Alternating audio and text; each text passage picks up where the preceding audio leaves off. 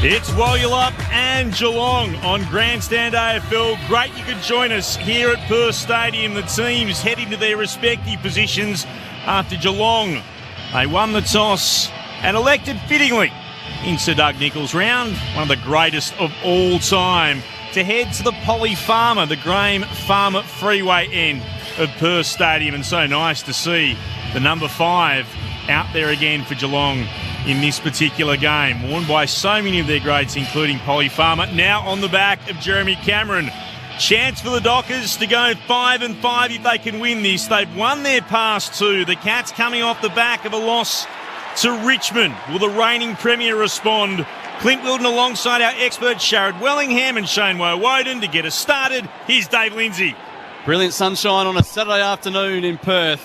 There'll be a free kick picked out at the initial centre bounce. It'll go the way of Geelong. Putting his hand up, claiming the free kick is Blitzarves, and he will take it and send the Cats forward. Off the inside of his boot, didn't work out nicely at all, but Parfitt had a chance to mark, dropped that, falls to Sarong off half-back, bounces a kick to 5, playing his first full game since round 1. Kick to the space on the wing for Schultz. He's got room to move, drills it to the leading Amos. Too far out to score, 75 out from goal, right half forward here at Perth Stadium. We're on Whadjuk country. Absolutely perfect conditions. A long kick towards full forward. In from the side comes Segler, and the Cats ruckman takes the relieving mark. Left back pocket, City end, no score after 45 seconds. Segler spinning the red Sherrin around in his right hand. He'll now kick long towards left half back. Oh, big fly going up for it. Zach Guthrie couldn't quite get there, and then Young will take the ball over the boundary line for Wollulop. Good job for Luke Ryan playing on Jeremy Cameron early in this first. Left half back for the Dockers. Kai, to you wherever you've joined us on Whadjuk Noongar country as Darcy wins it down for the Dockers to Blitzarves. Strong tackle by Brayshaw. Ball spills free and over the boundary line for a throw-in. Parfitt couldn't quite drag it in before it came across the line.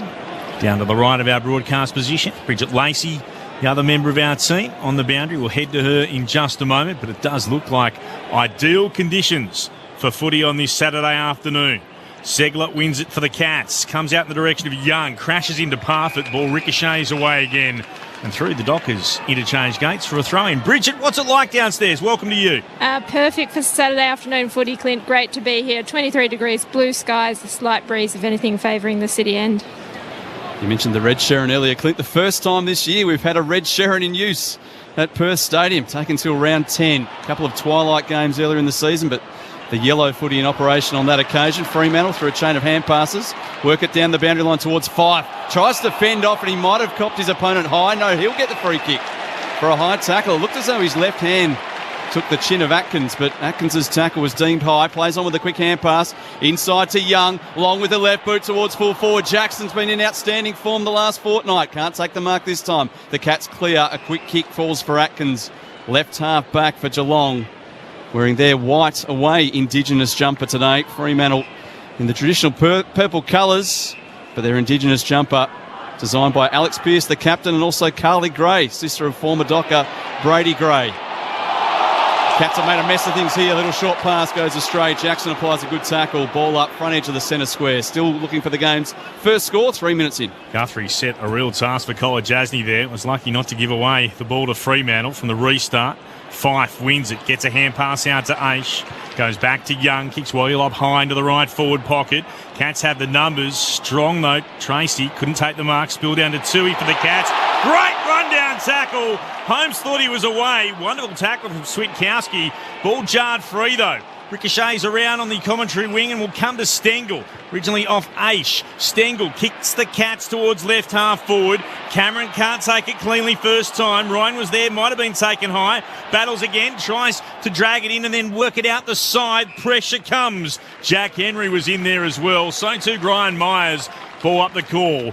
Mount 52 out from the Cats attacking goal. They're heading to the left of our broadcast position in this opening term. Darcy wins in the ruck, but it's sharked by Parfitt. Hand pass away to Holmes. Throws on the left boot, gets it inside 50. Cocks the highest leaper, brings it down with a fist, but it falls to Hawkins. Hurried left foot snap, doesn't get the friendly bounce that he was looking for. Dribbles across the face, and O'Driscoll Steps it over the line, and it's deliberate. Absolutely. That was definitely there, wasn't it? Took a sidestep around no one as it was. Didn't mind that. Stepped over the line.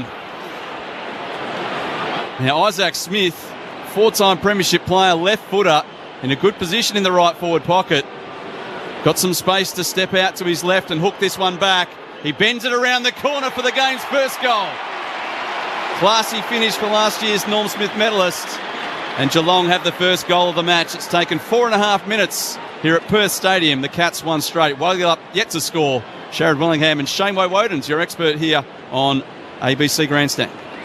Just had to wait for that pressure to come from Smith, didn't he? I think that there's nothing wrong with him taking on the pressure from Smith and letting it go over, but the clear sideways step, pressure was there, but just not close enough. So a great finish from Isaac Smith in the forward pocket there. But Geelong haven't really had much control of the football as yet. They've just been managing to inch it forward and reset and push the Dockers further back and further back.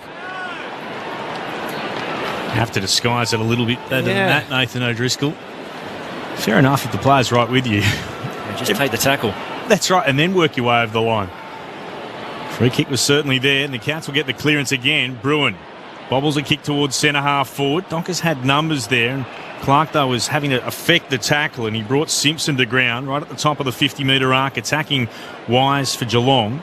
Throwing up into the air. Darcy against Hawkins. Darcy won it down for the Dockers. Went to Stengel, though. Kicked around the body inside forward 50. Well done, Brendan Cox. Knocked it to ground. Hughes under pressure. Stolen away. It comes to close in the right forward pocket. He snaps around the body towards the teeth of goal. Nevitz marks for Geelong.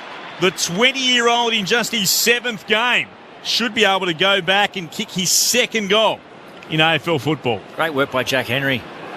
Post that contest. Just on the other side of the ground, just to be able to win the ball, knock his opponent off the footy, get it to close. From no more than 25 out, it's a slight angle and Nevitz should have done better. He's missed to the left-hand side. It was there for the Cats to leap to a 2-goal lead at the 6.5-minute mark. Instead, they're up by 7 points. The Dockers yet to score here on Grandstand AFL. Quick update for the other game in Ballarat. The Bulldogs lead the Crows by 41 points there, 22 gone in the last. Long kick back into play by Ryan, but the intercept mark from Blicavs sends the Cats back towards full forward. Playing in front again, Henry. Diving forward, couldn't quite reel it in. Problems now for the Fremantle defence. Tackle applied there on Walker. And there'll be a ball up. Deep in defence for Wallup. 20 metres out from the goal that they are trying to defend. Hawkins wins in the tap. Straight to the skipper Pearce, who is tackled immediately. Falls again for Hawkins. Throws on the boot. He's got the distance. Is it fading back? No. Just missed to the right. Cats doing all the scoring in the first 7 minutes. 1 goal, 2 plays, no score. Just struggling to get the ball out. Fremantle, their defensive 50. Always look to go long here from kick-ins. Ryan steers it for Brendan Cox, who marks hard up against the boundary in the right back pocket for Wallup. And then moves it short, just beyond defensive 50. Stretching Aish. He marks. It's the white boots right on the boundary line and then stabs it short. This is Clark now marking. So the Dockers move it slowly forward. Kick mark game at the moment as they look to bring it out of their defence. Here is Clark, kicks high to a pack on the commentary wing, and Radaglia has taken the mark. Fans thought maybe there was a nudge into the back of Tracy, not to be. Handed it off to a fellow cat in Bruin. Kicks towards centre half forward, attacking the football. Hughes leapt up and marked it for the Dockers, and he'll switch play into the left back pocket. Didn't strike the kick perfectly, but it does get to O'Driscoll in the end, who marks still inside defensive 50. On his left side. Also, mistimes his kick, and it falls into the waiting arms of Blicavs once more. Lined up inside the centre square this afternoon. The Cats missing Selwood, Dangerfield, Duncan and Guthrie from their midfield of last year in their premiership season. Pretty much turned over their entire midfield quartet down there as they go into the pocket. But Clark takes a good mark in front of Henry. Jack Henry starting in attack today. His kick from Clark gets to Banfield on defensive 50. Short pass, spotting up O'Driscoll. Plenty of involvement in the early stages. Not all positive so far for Nathan O'Driscoll. And slow ball movement here for Wallup as they're forced to go back. Ryan marking the left back pocket, wants to switch towards half back. Dangerous looking kick. Walker, though, reads it best. Got the fluoro orange boots on. And he looks pretty flash with that kick as well towards Aish on the wing. moves it on, searching for Schultz. A little slip as he had to go backwards to try to take the mark. Radaglia gets into the back of his opponent but holds it up underneath Tracy. Ball up right half forward for Wallylup. They're yet to score. The Cats lead at 8-0, 9.5 minutes played. Grandstand AFL, ABC Radio Perth, WA, Sport Digital, and now on the Listener. The Cats through Bruin. Hurry a kick away, but straight down the throat of Clark. He marks it just forward of the wing for the Dockers and then spots up O'Meara. Marking 55 from goal and a beautiful kick measured in towards Banfield, who was on the lead. He marks 40 from goal. He'll start his approach in line with the right hand behind post. Fremantle have done a reasonably good job of transitioning that there. Geelong are doing a really solid job of owning the perimeter, and so it's why they've struggled to transfer the ball. But as we saw then, if they manage to get one loose over the top, it can go quickly. Ali Banfield looking for Fremantle's first score of the day. It is a behind, missing to the right-hand side. 1-8 the Cats, one behind the Dockers. 10 and a bit gone in the opening quarter on Grandstand AFL. Clint Wilden alongside Dave Lindsay in commentary. Fourth time these teams have met here at Perth Stadium. 2-1 for head-to-head at the venue in favour of Geelong. Stewart's short pass to Radaglia. Tucked up against the boundary in the left back pocket. City end. Long kick up the line. Ryan leaping from behind. Brings it to ground to the front of the pack. Brayshaw onto it quickly. Hand pass to Banfield. Wasn't too sure where he was going there. Had the opportunity to blaze on goal or spot up a pass. He found somewhere in between where Kolajasny was waiting, and the Cats have swung it into action quickly. Blitz on the southern side wing in the sunshine. Chip pass towards Hawkins, but Pearce was onto it quickly. Intercept mark for the skipper of Wallylup. Short pass hits up Darcy, and then Darcy floats a kick and invites Nevitt in to make the intercept. He does that. He's kicked no charge down. Ball rebounds to him. Hand pass to Parfitt. Floats it in the air for Cameron. And Cameron takes the mark. The Cats may well make Wallylup pay for the turnover. A shot for goal for Jeremy Cameron from the right forward pocket, about 40 out. Just the kicking skills at the moment between the arcs, Fremantle. I've just let them down on a couple of occasions. Pretty hard to defend that off turnover. And so close to your goal. Should finish with another one here, Geelong. So Cameron's only gone about 5 metres back off the mark. He's going to step around for the snap shot from 45 out. He's thumped it, but he's pushed it across the face. No trouble with the distance. Just the accuracy on this occasion. The Cats have had 4 scoring shots early. They struggled to hit the goals last week against Richmond early and end up making them pay. 8 points the lead to the Cats. Young, that's precise. Right up the middle. And he finds Clark. He can't turn and go straight away. Defence from Simpson of the Cats. In the Dockers to the outer side. Fife brings it to ground, battling with O'Connor. Hughes goes back to pick it up for the Cats. Hand pass on towards Nevitt. He'll kick to Cameron. It's touched on the way through. Has to play on by hand. Broome continued the run. Kick inside forward 50. Clark at full stretch. Can't mark it. Simpson at the back. Clark wraps him up. It'll be a ball up in the right forward pocket for Geelong, who lead by 8 points on the scoreboard. 13 minutes gone in the opening term. Ball up. Jackson in the ruck this time for Wallylup. Wins it to the front where Parfitt's onto it quickly. He's well tackled. The substitute from last year's grand final side. Hands it back to the umpire. Jackson wins the next ball up as well. Hand pass comes back to him from O'Meara and Jackson gets it on the boot. High kick towards the wing. Fife in the pack. Wrestling. Can't take the mark. Cavalry arrive. Good hand pass from Schultz. Into some space. Finding O'Driscoll. On his left side again. Long kick in Tracy's direction, but floating in front is Banfield once more. Marking about 70 metres out. Wants to come inside, then dummies back out on his left boot. Steers the kick into the pocket, but again can't hit the target. There was an opportunity there for Radaglia, who dropped the mark, and in the fumble it came to Guthrie. And across the line the ball goes. Fremantle fans want deliberate, they won't get it. Nothing like the one that went against O'Driscoll in the opening minutes. It's still an 8-point lead to the Cats. Dockers fans happy to ask the question nonetheless. Jackson front position, pumped it back into O'Connor, tackled immediately, wrapped up. O'Meara got him. Sarong provided support. Ball up in the left forward pocket for Freo. It's heaved aloft. Segler took clean possession. His kick was smothered. Came down to Schultz of the Dockers. Gave it back to Walters. Back again to O'Driscoll. And then to Brayshaw, who was all on his own and takes an uncontested mark. 45 metres from goal. 45-degree angle to the left. That's clever by O'Driscoll.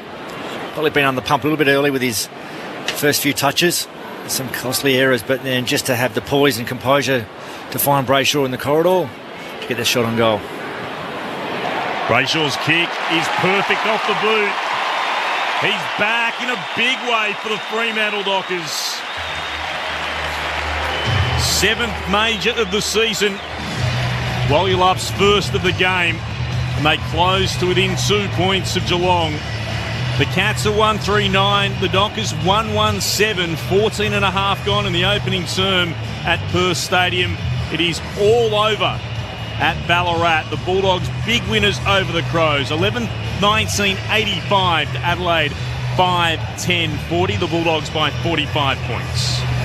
I just feel at the moment Wallyup are just trying to get that connection a bit too fast.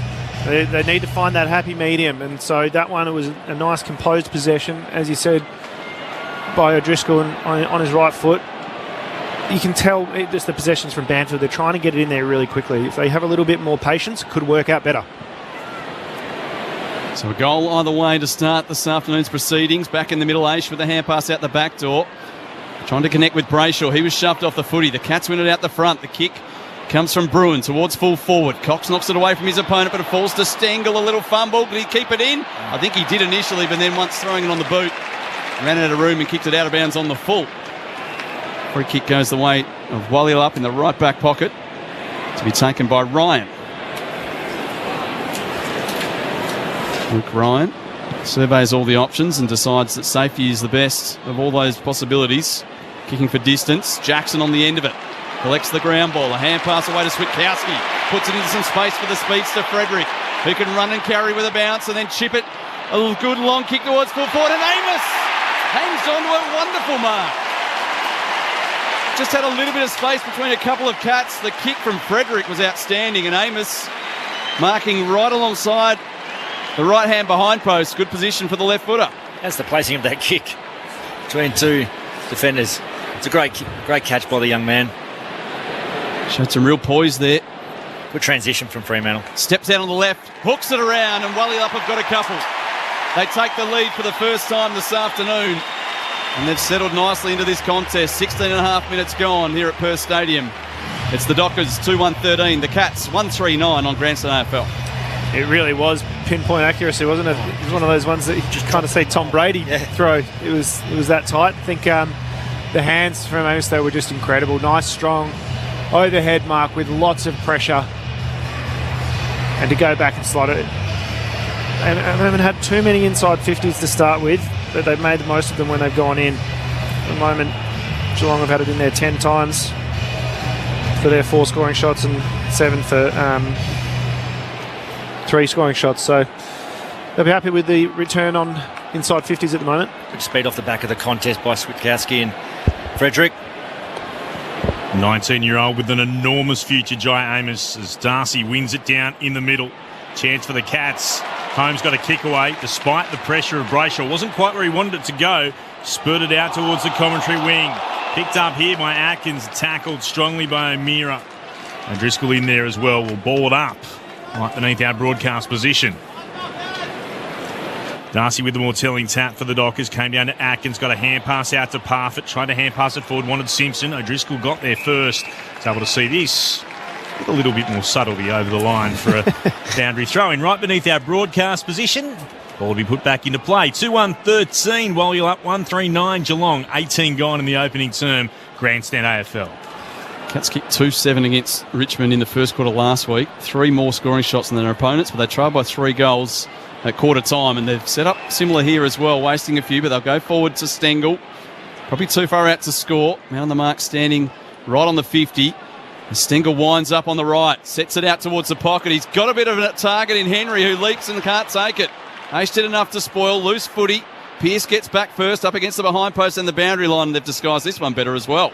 Aish standing just outside the boundary, waiting to receive the hand pass, and as such, it's a boundary throw-in. Right forward pocket, Farmer Freeway end. The Dockers lead it by 4. And mix up there with the Freo defenders. Jack Henry all by himself at the back. Put back into play. It's back. Hawkins bounced off his arms. Driscoll's there to pick it up. Kicks the Dockers towards left half back. It'll bounce past Stewart and Banfield, the closest to them. A throw in on the southern wing, just shy of it. 2-1-13 plays 1-3-9. Dockers over the Cats. 19 gone in the first. Repeating earlier, the Bulldogs by 45 over the Crows and Sydney by 3 over North. In a controversial and thrilling finish. We'll hear more of that over an interchange breach of rules. As the Dockers work it down the southern wing, it came to Jackson. Hand pass to Switkowski. Strongly tackled. Hard up against the boundary. Wasn't going to be able to get out of that one. Guthrie got him. Ball up again, the call. Between centre wing and left half forward for Fremantle. Put into the air. Darcy looked to palm it down. Came as far as Smith. Switkowski tackles him. Ball up the call again. Love the inside mid matchup. Jackson v Blitzars. You'd never see them playing as midfielders 20 years ago, would you? But it's the prototype now from the stoppage. Parfitt finds a little bit of space. Gets a kick away towards half forward from behind. Good judgment from Henry. Wants to move it on quickly. Sets it down to the pocket again for Cameron, who stretches and reels it in. He's an exciting footballer, Jeremy Cameron. He's had a shot from this range already. Failed to kick a goal on that occasion. Right up against the boundary, 40 metres out, right forward pocket. Lively forward, Jack Henry for Geelong. Foreign obviously as a forward, played majority of his career as a defender. Going for that set snap again, Cameron. And he might have learnt from the last one, it just hits the post. It's a freakish effort to kick that style of kick from 45 metres and hit 2/3 of the way up the goalpost. But still just the minor score. 2-1-13, Walyalup lead Geelong. 1-4-10, 21 minutes played first term. So Dockers bring up beyond defensive 50 to the logo. Commentary wing, big pack up. Spills down off hands. It's going to be locked in here. Amos and Frederick doing the tackling. They climb up off the deck. Goes Will Holmes for the Cats. Segler got the touch on it to Parfitt. Tackled immediately. No chance of getting rid of that. Brayshaw got him. So to O'Driscoll. Throwing up again. Once more. One down by the Dockers through Darcy. Brayshaw tries to work it away through Holmes. Ball hits the ground. Picked up by O'Meara. And Parfitt tackles him. Tough going in the middle of the ground right now. Unable to get a genuine clearance. Slapped out by Darcy. So O'Driscoll got bumped after he got the kick away. Takes a right-hand turn and spins over the boundary line. It'll be a throw-in. Just shy of right half forward for the Dockers. O'Driscoll a little bit worse for wear. Thought about coming off the ground, but no, he's been told to stick out there at the moment. Close just comes on for the Cats. Darcy palms it down. Bruin gets a kick away for Geelong though. Only as far as Cox. Gathers. Can he get past Close? Got a hand pass away after he was tackled. Had the jumper held to O'Meara towards right half forward. Strong mark. Coming up. Doing well. Mark O'Connor. He has it at left half back and he moves it short to Max Holmes, who marks there as well. Another short pass to Bruin. O'Connor cruising past. He'll receive the hand pass from County Kerry. Lobs the kick towards half forward. Segler. Darcy back with the flight, did well to spoil without giving away a free kick. Now the ex-captain Clark takes it away. Bounces a hand pass to Jackson. Off to Hughes. Wants to step through some traffic. Gets the kick away. It's a bit untidy. Leaving his man is Tui. Attacking the football off half back for Geelong. Kick towards half forward. Wasn't penetrating enough to get to Simpson, and it's Darcy who clears. Does pretty well to get it in the direction of O'Driscoll. Can't reel the mark back in, but steps back in with the footy close to the boundary, gets a kick away, but Radicalier in the way. Both teams turning it over between the half-forward lines. Jackson, though, he's clean. Spins out of trouble. Hand pass to Fife. Sends his kick wide into the pocket for Amos. And Amos can have a shot for his second goal in this first quarter. He's hard up against the boundary yet again, this time about 25 metres out. Luke Jackson doing inside mids there. His follow-up works terrific at ground level. Yeah, pressure on the ball as well, wasn't it? He created the intercept and then followed it up. Ground ball get. And a really nice inside 50 from Nat Fife. Amos starts his approach from the players' race used by the visiting teams here at Perth Stadium. It's that slow walk in, a drop punt drifting across the face. It won't score. Leaping at the back was Fife, but Radicalier with a destroying fist gets it over the line for a boundary throw-in alongside the left-hand behind post. The home side up by 3 points. Nearly 24 minutes gone in the first quarter. Ball to be spun back into play. Darcy against Segler. Darcy took front possession, threw it on the boot immediately and wobbles it through for a goal. Well played by the big Freo ruck. Sean Darcy said, I'll have some of this, and didn't miss. Wallula at 3-1-19. Geelong 1-4-10. About 4 minutes to go before quarter time. Bridget Lacey downstairs. Yeah, poor old Andy Brayshaw's had a bit of a bloody nose, so he's been down here getting some treatment and getting it all plugged up before he can go back on the ground. It looks fine. It was a bit of individual brilliance from Darcy there. He's dominating the hit-outs, but Fremantle, well up, are not getting a return on his dominance at the moment. I think he just figured, I'm just going to do it myself. As we welcome our listeners around the nation to Perth Stadium, the Fremantle Dockers today, the Wallula Dockers in front over the Cats. 3-1-19 to 1-4-10. Goal kickers for Wallula, Sean Darcy, Andrew Brayshaw and Jai Amos. The first of the game, though, came off the boot of Isaac Smith. There are no late changes. The subs, Matthew Johnson and Ollie Dempsey for Wallula and Geelong, respectively. It is the locals leading by 9 points. Clint Wilden alongside Dave Lindsay in commentary. Our experts Shane Woden and Sharad Wellingham. And the Cats have it at left half forward. Close in the long sleeves. Hooks back onto his right boot. It's all purple, though. And the captain of Wallula taking the mark, Pearce. Hands it away to Banfield, who lined up forward. He's in defence for the moment. Confronted by Myers. He gets a long kick away and waltzes almost. Did a lot of hard work with the body. 2 bites. Couldn't finish it off. Guthrie slows it down for Geelong. Chip pass to Bruin, who takes the mark and some treatment. And it's 50. Sure. Tough call on Banfield. He came in just a fraction late. There was a little bit of body contact and Bruin went to ground fairly easy. And he'll go from 65 metres out to 15 out to have a shot for goal. Have to see a replay on this one. Been lively early, Bruin. All eyes go to the replay screen. It wasn't like he cannoned into the back of the body or anything like that. It was a forearm to the right shoulder. Umpire Dan Johansson setting a high standard early. Interesting to see if they are consistent. Bruin from point blank range converts. And the Cats trim the deficit to 3 points. His 5th goal of the year. He hasn't missed this season, Tanner Bruin. Geelong 2-4-16. Whaley up 3-1-19. We've played 26.5 minutes in the first quarter. You listen to Grandson AFL, Sharad Wellingham and Shane Woden, the experts this afternoon.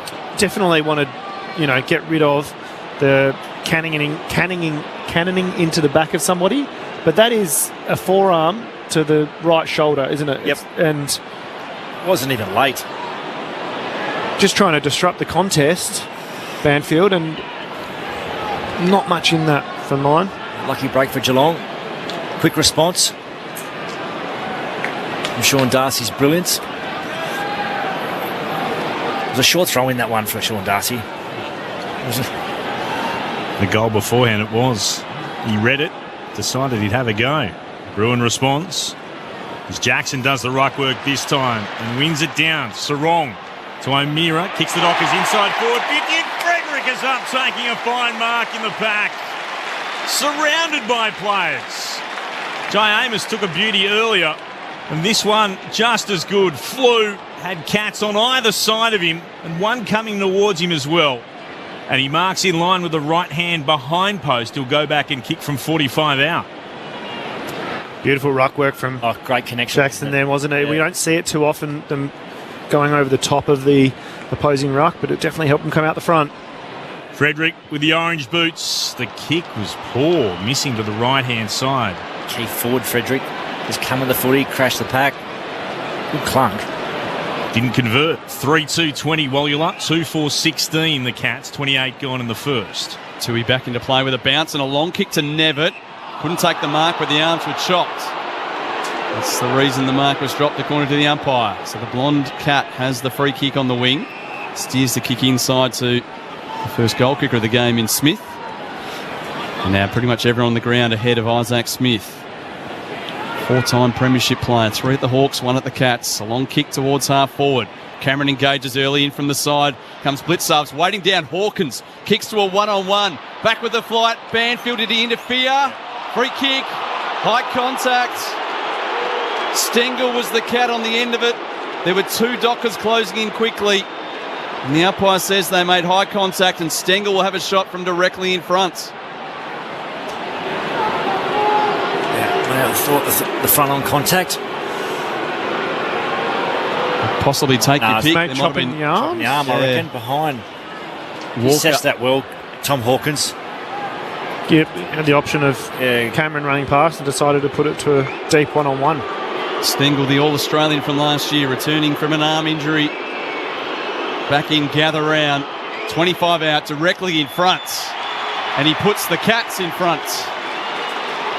3-4-22. They lead the Dockers 3-2-20. We're approaching the 30-minute mark of this first quarter. It's the visitors now by 2. Not that it was... Just pulled the kick, Tom Hawkins. Yeah. Put it to his advantage. Yeah, arm over the shoulder. Left arm over the shoulder. That one is definitely there. I would have been surprised if it was against Banford for the running back with the flight, but having seen that angle of the contest, you see Walker's go straight over Stengel's shoulder. Key part of that forward 50 makeup, isn't absolutely. Geelong by 2 points. Closing stages, first term, Grandstand AFL from Perth Stadium. Blitzarves in the ruck, wins it down, got a hand pass, or attempted hand pass out. Atkins was tackled as he did so, allowed Brayshaw to pick it up off the deck for the Dockers. To Sarong, kicks towards left half forward. Here's Walters, backtracking, manages to create some space, gets a kick away into the left forward pocket. Oh, courage! Great mark for Fremantle. He was made to earn it as well. Absolutely crunched by Tui. But he's hard and tough. Lockie Schultz is up and he'll go back to take the shot from deep in the left forward pocket and from about 40 metres out. Hard and tough, all right. I think he had 2 Geelong players land on top of him. The goal to be after the siren. Snap it. Great catch. Kick 4 last week, didn't he? Coming off 4. Certainly did. Important part of this forward half. Starts the approach to give the Dockers back the lead. Not with that. He's missed the lot. So do you think that if it hadn't have been the break, then he would have gone around the corner? Yep, from there he would have. Yep, I think he absolutely would have, but couldn't do so. Do you think that that's an odd one where it changes the way somebody's going to approach kicking a shot on goal because of when it happens? Yes. Yes, I do. You can now, though, but you have to start beyond the line of the mark. You can step back to that mark as long as you start outside it. But how do you do that in that case when you're up against almost up against the boundary? Yeah, very hard to move. Another one of those great vagaries that we have in this wonderful game. Cats lucky with one of their goals, but they do have the lead. 3-4-22 Geelong, while you're up 3-2-20. After what's been an intriguing opening term between these two sides. There's a lot to like out there at the moment. For the Cats, goals to Bruin, Smith and Stengel. While for Walyulup, Darcy, Brayshaw and Amos have their 3. So it's Geelong by 2 points at quarter time wherever you're listening on ABC Radio, Sport Digital and now streaming on the ABC Listen app. Look for the AFL and the AFL Extra buttons. This is Grandstand AFL. This winter, get ready for 8 weeks of cricket like you have never heard before. One of the most dramatic mornings Test cricket you'll ever see. The World Test Championship final. Cummins on his way. Coley is forward. Driving, caught by Green. Coley out for 4. The Women's Ashes. Beaumont's who struck on the pad and Perry's appealing and she's got another one. High fives for the Australian. And a rivalry bigger than the game itself. The Ashes. Goes and bowls to Smith, who works on away. There it is. 200, and he'll take another for luck as well. Grandstand cricket, the Ashes. Every ball, live and commercial free this winter with ABC Sport. This is the Sir Doug Nicholls round. On your radio, Sport Digital and the ABC Listen app. Dribbles across the face and O'Driscoll steps it over the line and it's deliberate. Absolutely. That was definitely there, wasn't it? Took a sidestep around no one as it was. Stepped over the line. Now Isaac Smith, 4-time premiership player, left footer, in a good position in the right forward pocket. He bends it around the corner for the game's first goal. Classy finish for last year's Norm Smith medalist. Back again to O'Driscoll and then to Brayshaw, who was all on his own and takes an uncontested mark, 45 metres from goal, 45-degree angle to the left. Brayshaw's kick is perfect off the boot. He's back in a big way. 7th major of the season. Wallylove's first of the game. Puts it in some space for the speedster Frederick, who can run and carry with a bounce, and then a little good long kick towards full forward, and Amos hangs on to a wonderful mark. Steps out on the left, hooks it around, and Wallylove have got a couple. They take the lead for the first time this afternoon. Baldwin spun back into play. Darcy against Segler. Darcy took front position, threw it on the boot immediately, and wobbles it through for a goal. Well played by the big Freo ruck. Sean Darcy said, I'll have some of this, and didn't miss. Back with the flight, Banfield, did he interfere? Free kick, high contact. Stengel was the cat on the end of it. 25 out, directly in front. And he puts the Cats in front. The 2023 Sir Doug Nicholls Round. On ABC Radio, ABC Sport Digital, and now streaming on the ABC Listen app. There's been a bit going on Saturday of round 10. Earlier, North Melbourne against Sydney. The Swans won by 3 points in a thriller. The winning goal kicked after an interchange infringement allowed Sydney to have a shot from bang in front. They won by 3, 14-9 to 14-6, while the Bulldogs won their 5th straight game, belting the Crows by 45, 11-19 to 5-10. And here at Perth Stadium, the Cats lead the Dockers in the Doug Nicholls rounds, the Sir Doug Nicholls rounds, the Wallylove Dockers. It's Geelong 3-4-22 to 3-2-20. Our experts today, Sharad Wellingham and Shane Woden on Grandstand AFL. Well, Sharad, I just thought both teams were just trying to suss each other out. A bit of an arm wrestle that first term, in between the arcs a little bit. Thought Freo's pressure around the contest and ability to apply that was pretty good. They're plus 12 in the tackles, so their pressure around the ball was good. Just probably the efficiency in between the arcs too of turnover hurt them a little bit. But I reckon it's just an even match at the moment. They're just trying to work each other out. Both playing 6 ahead. Then at times both come drawing one up to the contest. So pretty even for me right now at quarter time. I think that the quarter probably went in a couple of waves. I think that Geelong owned really good ground position and didn't allow Wallylove to move the ball with any fluidity. And then as the game rolled on, both teams were probably moving the ball a little bit easier. I think earlier on in that quarter, Geelong had more inside 50s but weren't really getting a lot from it. Weren't damaging.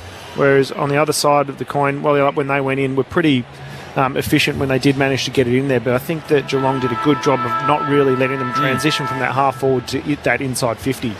So that's something that they'll be trying to make sure that connection. I think they just tried to move it a little bit too quick, the Dockers. So if they can have that, like I keep saying it, that little bit more balance between moving it fast and getting it in there quickly. Some of the stats, both teams 75 possessions in the first quarter, 51 kicks, 24 handballs. We'll give you some of the leaders in just a moment. The restart, Darcy against Segler, and Darcy punches it forward for Wallylove. Met coming the other way by Tui. Tackled immediately. It's been held to him by Schultz. Umpire says we'll ball it up. Fremantle heading to the Farmer Freeway end, to the left of our broadcast position in this quarter. Is emerging with it. Atkins throws it on the boot, kicks high up into the air. Strong grab, Cox behind Henry. He marks for the Dockers. Turns around and sends it back inside Wallylove's defensive 50. Ryan marks and then takes a couple of steps to right half back. Kicks into the sunshine. There's O'Driscoll spearing it forward to true centre wing, and Jackson marks. Right up against the boundary. Pauses for a moment. Glances inboard. Nothing doing there. Now gets told to play on. Jackson for the Dockers. Kicks towards right half forward. Big pack up, offhand, spills down to Walters. Might have been taken high. Umpire says play on. No, he does call it eventually. Back to Walters. And assess his options from about 65 out. Bites 5! Who marks? Deep in the right forward pocket. 35 out from goal. He's in the bright sunshine at Perth Stadium, looking to kick what would be the go-ahead goal for the Dockers. Thought he started well in the first quarter. Nat 5, particularly around the contest, and obviously that's one of his strengths of his game. Has been for a long time. This is not usually set shots. How will he go here? The former captain. Nat 5, kick on goal, misses to the right-hand side. Minor score, 1 point ball game. Geelong 3-4-22, Wollongong 3-3-21. Opening 2 minutes in the second term on Grandstand AFL on ABC Radio Sport Digital and now streaming on the ABC Listen app. Nathan O'Driscoll and Tanner Bruin, the leaders in terms of possessions, as Radaglia leaps high over the top of Aish to take a fine mark at half-back. 8 disposals each for those two players. Luke Jackson 6. And a couple of tackles to his name as well. While Nevitt has had 7 possessions for Geelong. Radaglia now from half-back to the wing. Sets it up nice and high for the rucks to go at it. Segler wings it to ground. Cox knocks it away from Parfitt and there'll be a boundary throw-in. Inside 50s, 15-11 in favour of the Cats. Marks inside 50s, 7-3 in favour of Wollongong. The scoreboard just a point separating the two sides. It's Geelong 22-21. Throw in alongside the interchange gates used by the Dockers as Darcy knocks it back and finds the little gap between the two sets of interchange gates. Margin remains 1 point to Geelong. Nearly 3 minutes gone, second quarter. Perfect day for footy here. Something special about Saturday afternoon footy in the West. A very rare time slot for those of us in WA. We'll get used to Sunday twilight pretty soon, I reckon. Throw in, and there's a free kick spotted going the way of the Cats, and they'll have it through Segler. Free kick in the ruck contest. Darcy stands on the mark on true centre wing, right beneath our broadcast box. Northern side of Perth Stadium. Here's Segler, kicking towards right half forward. Front position was Henry. Spoil at the back came from Cox of the Dockers. Henry's able to gather the ball off the ground from right half forward. He kicks high towards right, full forward. Good spoil Pearce. Front position. Thumps it over the boundary line. It was a 2-on-2 battle. The skipper for Fremantle made sure of no extra problems. They'll have a restart and a reset with a boundary throwing deep in the right forward pocket. 1 point lead to Geelong. 3 and a bit minutes gone in the second quarter. Darcy got away from Hawkins, palmed it down. Sarong picks it up, tackled by Cameron. It's held in. We'll have ourselves another ball up. Hard for Tom Hawkins to move Sean Darcy.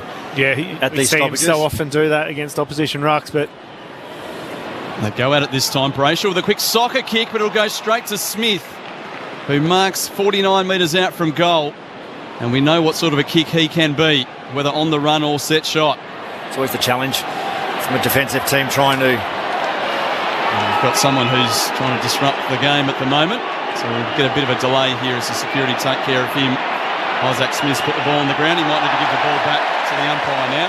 Security have done what they need to do. It was interesting at that stoppage, repeat stoppages, that Nathan O'Driscoll, one of the Dockers wingers, was just hovering right behind Hawkins, waiting for him to take clean possession. Yeah, the fat winger coming over the other side, ready to pounce on him. So this delay should only last another 60 seconds or so. It's a good chase by the security guy. He's caravaned him all the way, wasn't it? He caravaned him all the way. It always amuses me that they'll want to look into my binoculars case to make sure I'm not smuggling anything in, and yet somehow at this venue and all around this state, people are able to get onto the ground. I was asked what they were today. Were you really? What are those things? Binoculars? Oh, okay. Yeah. I don't think she understood what binoculars were, but... all of that, and yet someone with a massive flag is allowed in. How bemusing. So after the delay, it comes back to Isaac Smith, who kicked the first goal of the game. And he's got a chance to kick the first goal of the second quarter to the city end. Set shot. He'll put boots the ball from about 52 metres out. Thumps it. He's got the journey. It's a beautiful kick. It's a hit. Fantastic goal for Isaac Smith. 2 for him. And the Cats' lead goes out to 7 points. 4-4 plays 3-3. You listen to Grandstand AFL. Shane Woden and Sherrod Wellingham. As I said before, that disruption is that when you quick kick from a defensive 50 stoppage, you've got to get some purchase on it. That just... good drop short out of mid-air soccer. Good by Isaac Smith. Just as a winger sitting off the back of the contest. But you need the forwards to be rolling up. And a beautiful kick. He's kicked it from 52 metres and it's flushed it. Sailed through 3/4 of the way up the goalpost. Play to his 40 this 34-year-old. I think I play to his 40. Just chalk up 16 Ks a week. 3-time All-Australian winner, Coleman medalist. What a thumping kick. Goodness me. Delight to watch. The restart, Segler palmed it down straight to Bruin, tackled immediately, won't come out of the centre circles. O'Meara got him. Throws it aloft. Segler took clean possession. Kick was into the chest of Darcy, spilled out to Blitzarves. Darcy follows up with the tackle. Wrapped him up perfectly. Great follow-up there from Darcy. He's been in amazing form the last couple of weeks, Darcy, and his combination with Jackson working perfectly. He palms it down again. Socket forward by Smith, along the ground. Stengel, clever hand pass, Puffett running by. He's at centre half forward, puts it inside forward 50. Cameron just can't mark. Oh, the free kick has gone against Ryan. Looked like a fair contest live. Let's see what the replay shows us. The official, though, has already said Jeremy Cameron can go back and have a shot from 45 metres out. Cameron had front position. Ryan with the arm. No. That is, for mine, a fair contest. Yeah, I don't think that's a free kick. Had a couple, Geelong. So Cameron starts it out to the left. He needs it to swing back. It won't. A minor score. Perhaps a bit of football justice. 4-5-29 the Cats. 3-3-21 Wallula. 7 gone in the second. I just can't see what was wrong with that in the replay again. There's been some tough calls on defenders early in the game so far. Ryan with a long kick back towards the wing. Tracy the long target. Doesn't quite get to him. A couple of Cats come in with a strong tackle on Schultz yet again. Hasn't had touch yet. That was Tracy. Get to work his way into the game. Tossed in the air. Darcy takes clean possession. He drops it in the tackle from Segler. Ball spills out towards Aish. Quick hands to O'Meara. He's got nowhere to go. Forced to go backwards. Sarong had to search and fetch the footy. Did wonderfully well to recover. Hand pass to Aish, who goes to Hughes, who puts the footy on the ground. Now the Cats arrive in numbers and we'll get a ball up on the wing just as it looked as though Wallula were away to the races. Tell you what, I saw Cameron after the kick as well. Look at his hands. Maybe there's a bit of oil on there or something. Well, he kicked 34 goals, 10 for the season coming in. He's kicked 3 behinds to start today. Simpson now with possession, tackled by Schultz, and Schultz is pretty happy this time to lay a tackle rather than to be on the receiving end. Last couple of games here at Perth Stadium, he's copped some real treatment. Quick kick forward here from Aish from the stoppage. Bad bounce for Fife, but he comes back inside to win it. Surrounded by Cats, he's tackled but allows himself to be spun and then hand passes towards Aish, who's tackling without the football. And that should be a free kick, and it is. And Freo fans, well, they find some voice. They wanted that one. The umpire then setting the mark. It looked like he was pointing the other way. A few Dockers fans wanted to have a real crack. It's 6 free kicks now to 2, or 3 in fact now for Fremantle. So this is Aish kicking the Dockers towards left half forward. Spills down from the pack. Banfield has it for the Dockers. Hands it off again. This is Schultz. Tries to measure the kick towards full forward. Amos provides a tackle. It's spilled out again. Jasny thought he was getting away with it. Amos got him. And then Atkins has it held into him between centre half forward and full forward for Freo. Thrown aloft. Neither ruck got anywhere near it first time. Blitzarve slapped it out a second. Here's Banfield for Wallula. Gathers left forward pocket. Centering kick. Radaglia strong. Off hands down to Amos. Then to Schultz. Great tackle. Wrapped up by Jasny. Ball jarred out the side for the Cats. Radaglia getting away with it then was Zach Guthrie. Clearing kick beyond defensive 50. Alex Pearce is up. The captain of the Dockers, and he takes a good mark at left half forward. Pumps them back inside 50. Radaglia from behind gets into the back of Walters. Juggles the attempted mark. Can't take it. No whistle. Now we'll get a ball up. 30 metres out from goal. Radiglia's been clever a couple of times this afternoon just to use the body leaning into the back of his opponent. No hands involved, and the umpire not giving away a free kick. Tui gains possession from the ball up, going nowhere. Well tackled by Schultz. It's a good look for Fremantle. Repeat stoppages inside their forward 50. Blitzarve's doing the ruck work. Darcy hooks it over his shoulder for Sarong, who snaps a brilliant goal. They are so dangerous with Darcy in the ruck inside attacking 50. He kicked one himself in the first quarter and he's set this one up for Sarong. They're back within 2 points while they're up 4-3-27. They trail the Cats 4-5-29. Played 13 and a half minutes. Well, 13 and a half minutes to go, in fact, in the second quarter. Well, you called it stoppage after stoppage inside that forward 50. And Darcy is getting his hand to it a lot. He's winning the hit-outs convincingly at 24-12 at the moment.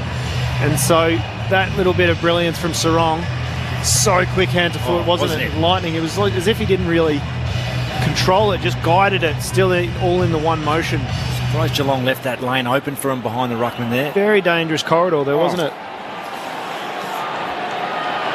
If you're listening to us, put your teeth back in, Clint. If you're listening to us on the ABC AFL Extra stream or the AFL Extra button, now would be a good time to jump across just the AFL button. The AFL Extra stream will finish up here at half-time.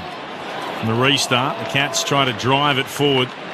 Spill down for them. Bruin and straight into an O'Meara tackle. The baller, Blitzarves won it down for Geelong again. Not going anywhere here. And Driscoll immediately setting himself to tackle Ryan Myers. Ball up again, just on the outer of the centre circles. Blitzarves palmed it down. O'Meara bustling through, gathered it. Not a great hand pass. In fact, it was a throw. Geelong will have the free kick, and Holmes takes it straight away into the right forward pocket. Stengel up against Walker. Walker read it well. Got it to the Dockers, to Young. Hand pass back to Walker. He'll kick volley up towards right half back, and Frederick can mark, and they can be away here, the Dockers. He loves to go and run with the footy, Frederick. He hands it away to Hughes and then back to Frederick. Good chase from Nevitt, put him under a lot of pressure. Forces the kick inboard. Fife with a big elevation, couldn't take it. Switkowski waiting down, 53 out. Just waited for all the traffic to go past, and then pokes the kick towards Walters. Kolajashny across with the fist. Knocks it to the boundary. Exciting build-up from Wallilup. Wasn't that a bit of old Fife there as well, launching at a contest? We haven't really seen that in the last couple of games he's been back. The throw-in to take place right on the 50. In the sunshine, right half forward for Wallilup. Jackson starting behind Blitzarves. Works his way around to win the tap. No one on the front side of the stoppage, though, and it's Holmes who clears for the Cats. High ball, going back with the flight. Frederick marks it right half forward. The Dockers can go inside 50 once more. Frederick has a look at what's on offer ahead of him. Puts it into the right forward pocket. Jackson out, got hands to it, couldn't mark Fife. Brushes one tackle, brushes a second. Throws it on the boot, kicks high up towards full forward. Tracy gets to it, spills down, and then Schultz gathers on the goal line and kicks a major for Fremantle. They wouldn't give up, the Dockers, and they're able to put themselves in front. 5-3-33. Geelong 4-5-29. Wallilup back by a 4-point lead. 14 gone in the second term. Luke Jackson just splitting the pack. And then has Nat Fife planted right where he's used to being, and the double brush, the confidence of him to just go one opponent, two opponents coming at him, and just kicks it to a really dangerous spot. Was probably having a shot, but it's still going to a dangerous spot. And a lovely bit of crumbing from Schultz. Third lead change of the match. It's been a very entertaining contest to start. Segler back in the rucker post to Jackson, who hooks it straight down the throat of Sarong. Releases the ball for Brayshaw. Hand pass to Jackson. We saw this in the grand final a couple of years ago. Doesn't finish this time. Missing to the left.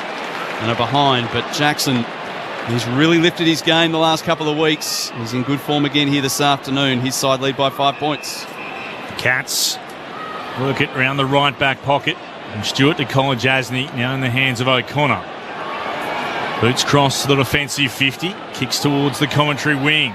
Segler was up off his hand. Spilled out to Myers. Kicks around the body. Wants close. Unfortunate bounce for him. Clark was there for the Dockers. To Hughes, to Brayshaw. Broke one tackle. Got the arms free when he was tackled by Close. Shoveled it forward to O'Meara. Nicely worked Sarong. That was class. In tight circumstances for Young. Bounces off Smith and gets a kick away. But the mark's been taken here. Has it been paid? Yes, I thought it might have hit the deck. It dribbled to him. Yeah, Stewart's been given the mark at right half back for the Cats.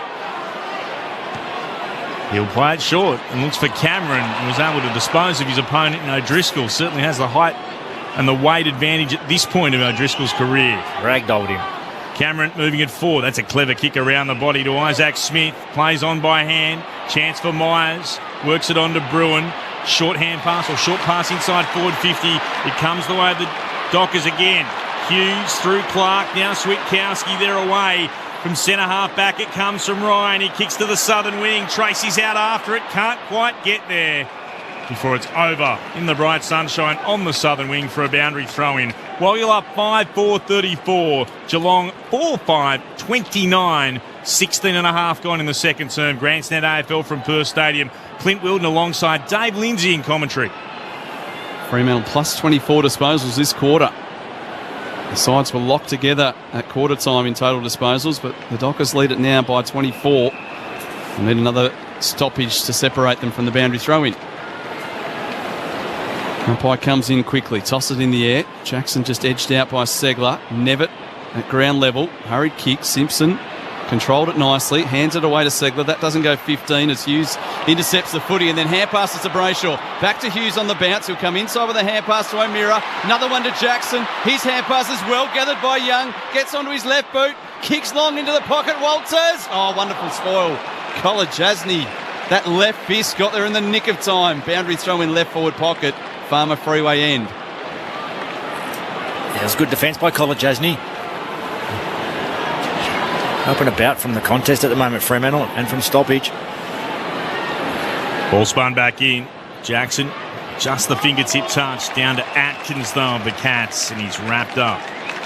Walters got him, so too Schultz. Aisha's had 9 disposals so far. So too Bruin, the top 2 disposal winners on the ground. And the restart. Another ruck with a telling tap. Comes out the side. Stewart got a hand pass away for the Cats. Jasny working it towards Tui. Oh, Tui's kick was smothered by O'Meara. Won it to ground. Still inside Freo's forward 50. Came then to Banfield. Moved it off to Brayshaw. On in turn to O'Driscoll. Tackled immediately. Solid hit too. You'd know about it. Parfitt got him and Tui. He was the meat in the Cats sandwich. Thumped. Umpire puts it up.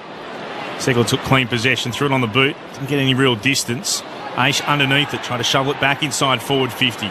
Picked up there by Jackson. Hand passed out the side to Banfield. He looks for Walters, who marks it full forward.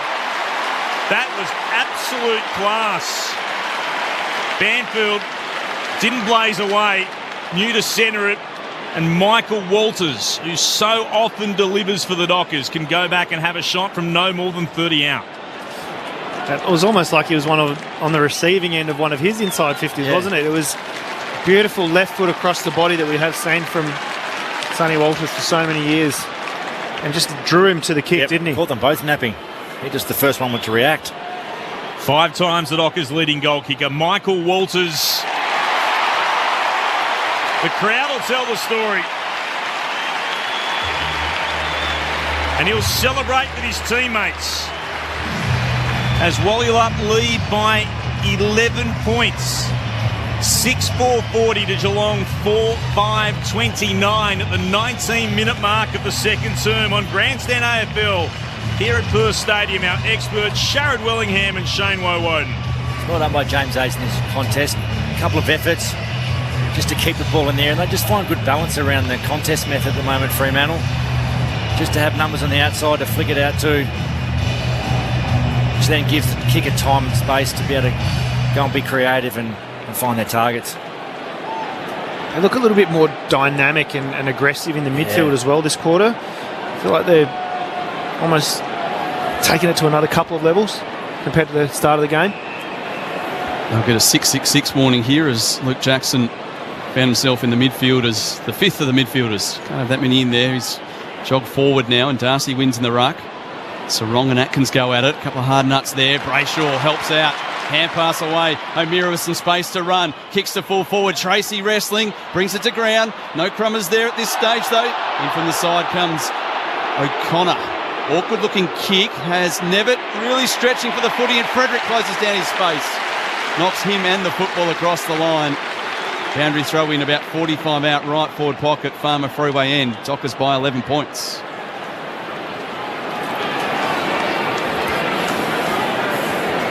Ball to be spun back in. Woody out from Freo's goal.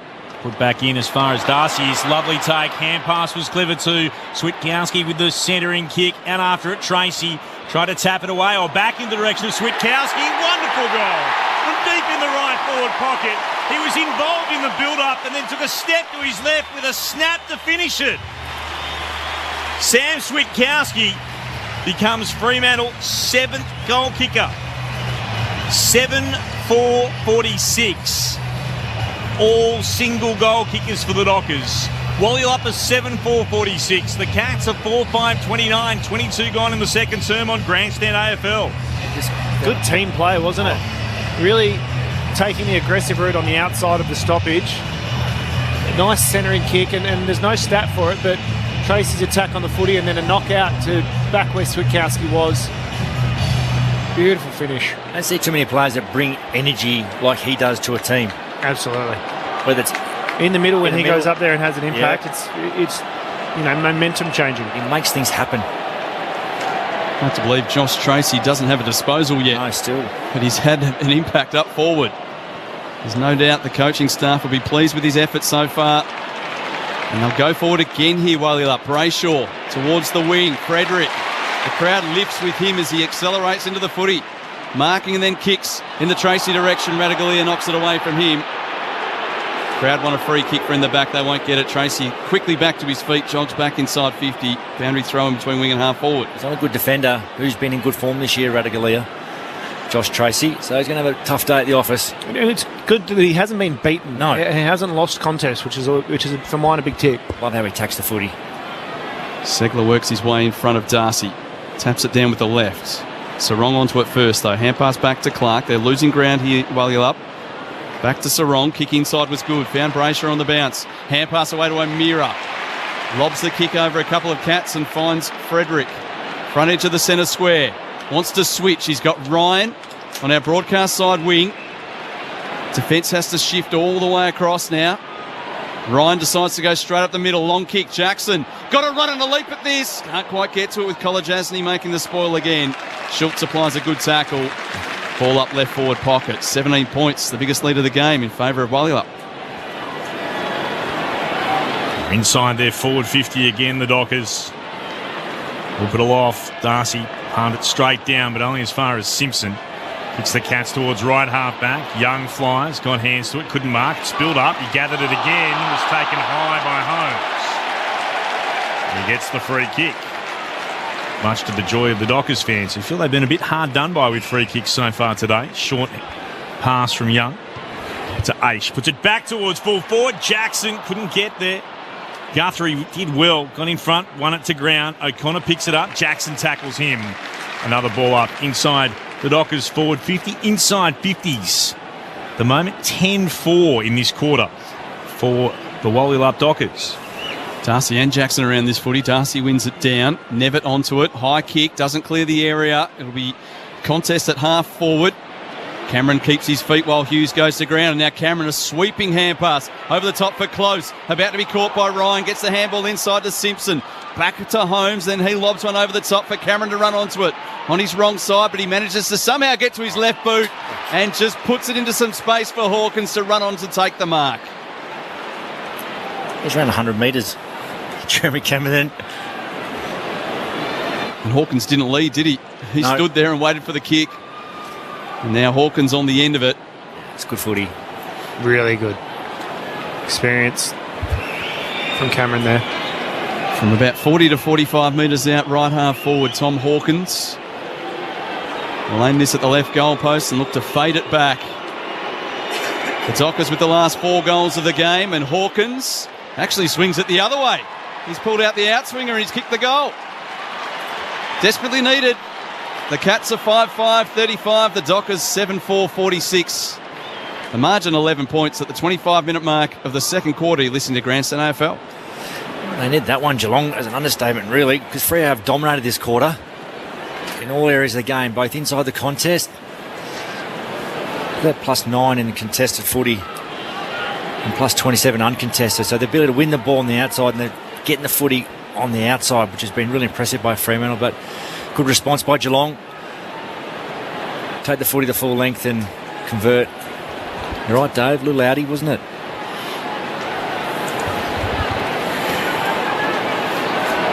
He enjoyed it too, no matter how many goals he's kicked, the big fella.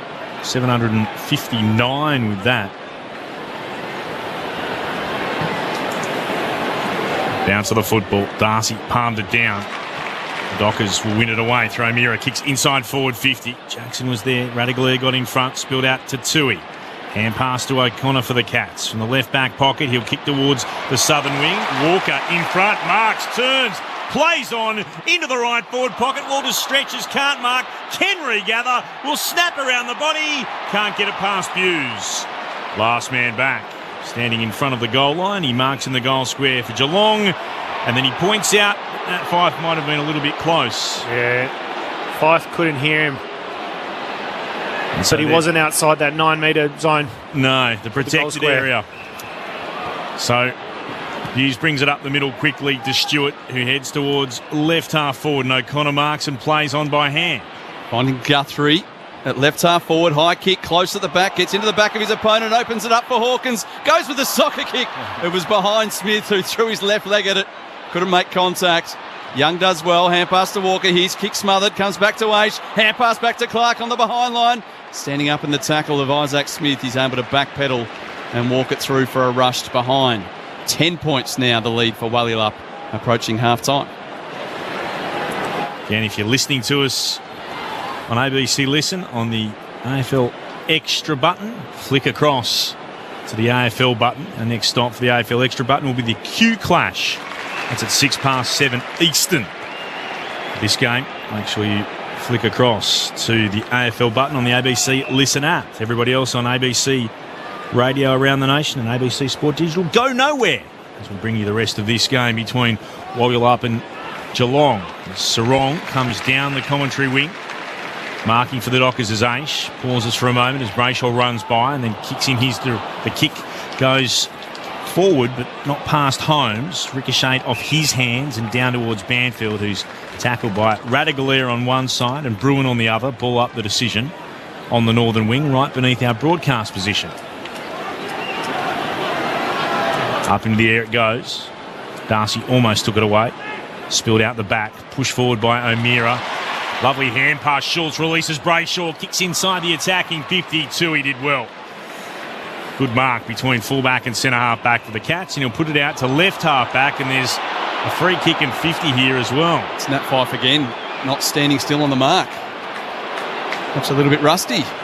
Twice he's given away 50s for those playing along with Nat Fife. 7 disposals so far in this game. His first one back after a couple of weeks as the sub. So Tui gets to take his kick from the front edge of the centre circle. It's a long kick towards full forward. Henry the leaper. A hand pass comes to Smith. On the non-preferred right, he can't bend it back. Stenger was the player with the score assist. It ends up being a behind assist rather than a goal assist, and the Cats are trimming the margin by 1 each time at the moment. While up by 9 points. 29 minutes, second quarter. Earlier today, the Bulldogs by 45 over the Crows, and a controversial win for Sydney over North by 3. More on that at half-time. Towards left half-back, Stewart got a touch. It went up into the air. Has he been paid the mark? He has. He was able to grab it a second time, and the officials say it was all right. He had it in control of it before he crossed the boundary line at right half-forward. About to hit the 30-minute mark in the second quarter. Stewart kicks towards full forward. Big pack up, stretching. Cameron got a hand to it, spilled to ground. Cox hand pass meant for Brayshaw. He couldn't gather again. Blitzarves tackled the ground. Umpire says we'll ball that up. Brayshaw got him. Still deep inside the Cats' forward 50. Still plenty of time before half-time. Darcy wins it down to Young. Off a step, he gets the clearing kick, and Banfield positioned perfectly for that sort of three-quarter distance kick. Marking on defensive 50, and now there'll be 50 metres against the Cats. So both teams giving away some penalties in this term. 2 50s against Fremantle and 1 against Geelong. Banfield doesn't take the full 50. He's spotted Schultz at left half forward, who can mark and carry it to the 50-metre line. He bangs it long. Tracy back with the flight, marking in the goal square. Smart play from Walyalup. Nat Fife argues with the umpire that it was inside the line. The umpire says no, just outside, which adds a few degrees of difficulty to the angle for Tracy. I wouldn't be talking to the umpire if I was Fifey at the moment. Yeah, needs to be careful. Likely to turn it over. So his first possession of the game. But he's had an impact in this quarter, and now he's got a goal to his name. Walyalup respond to the Cats' charge. And their lead is back to 15 points. It's 8-4-52 to 5-7-37 inside the last couple of minutes of the second quarter. you made the call, Dave. It was a really smart play by Banfield, who just took the open option. He didn't make it all the way to the mark for where the 50 was going to be paid to, but he had Schultz in and Paddock all on his own and just took the option while it was there. Really smart play, and Schultz able to play on, get it in nice and deep for the big kahuna. Big kahuna. I'm not actually sure what that 50 was for, because Smith didn't move on the mark. I think it may have been for somebody else around the mark. One of the players running by. I didn't spot who it was. There's no Geelong players coming in particular area. On the middle corridor, if you like, there was a player going by. I didn't spot who it was, though. The restart, Segler wins the tap against Darcy and then soccers it forward for the Cats. Out after it, Holmes tries to soccer it again, missed it, bounced off his shin.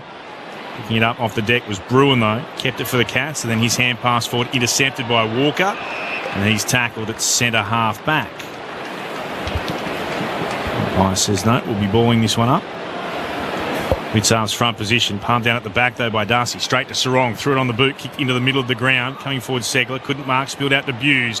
Hands it off to a fellow Cat. This is Tui, thumps it long towards full forward. Big pack up, no mark taken. Blitzarvs and Hawkins almost got in each other's way. Blitzarvs tries to gather, looked to shovel it out to Nevitt, knocking it down though, Ryan. And Ryan for the Dockers did well, and then a clearing kick into the middle of the ground. Tracy got hands to it, spilled down to Tui. Fife had hold of his hand. He broke one tackle, Tui, then another.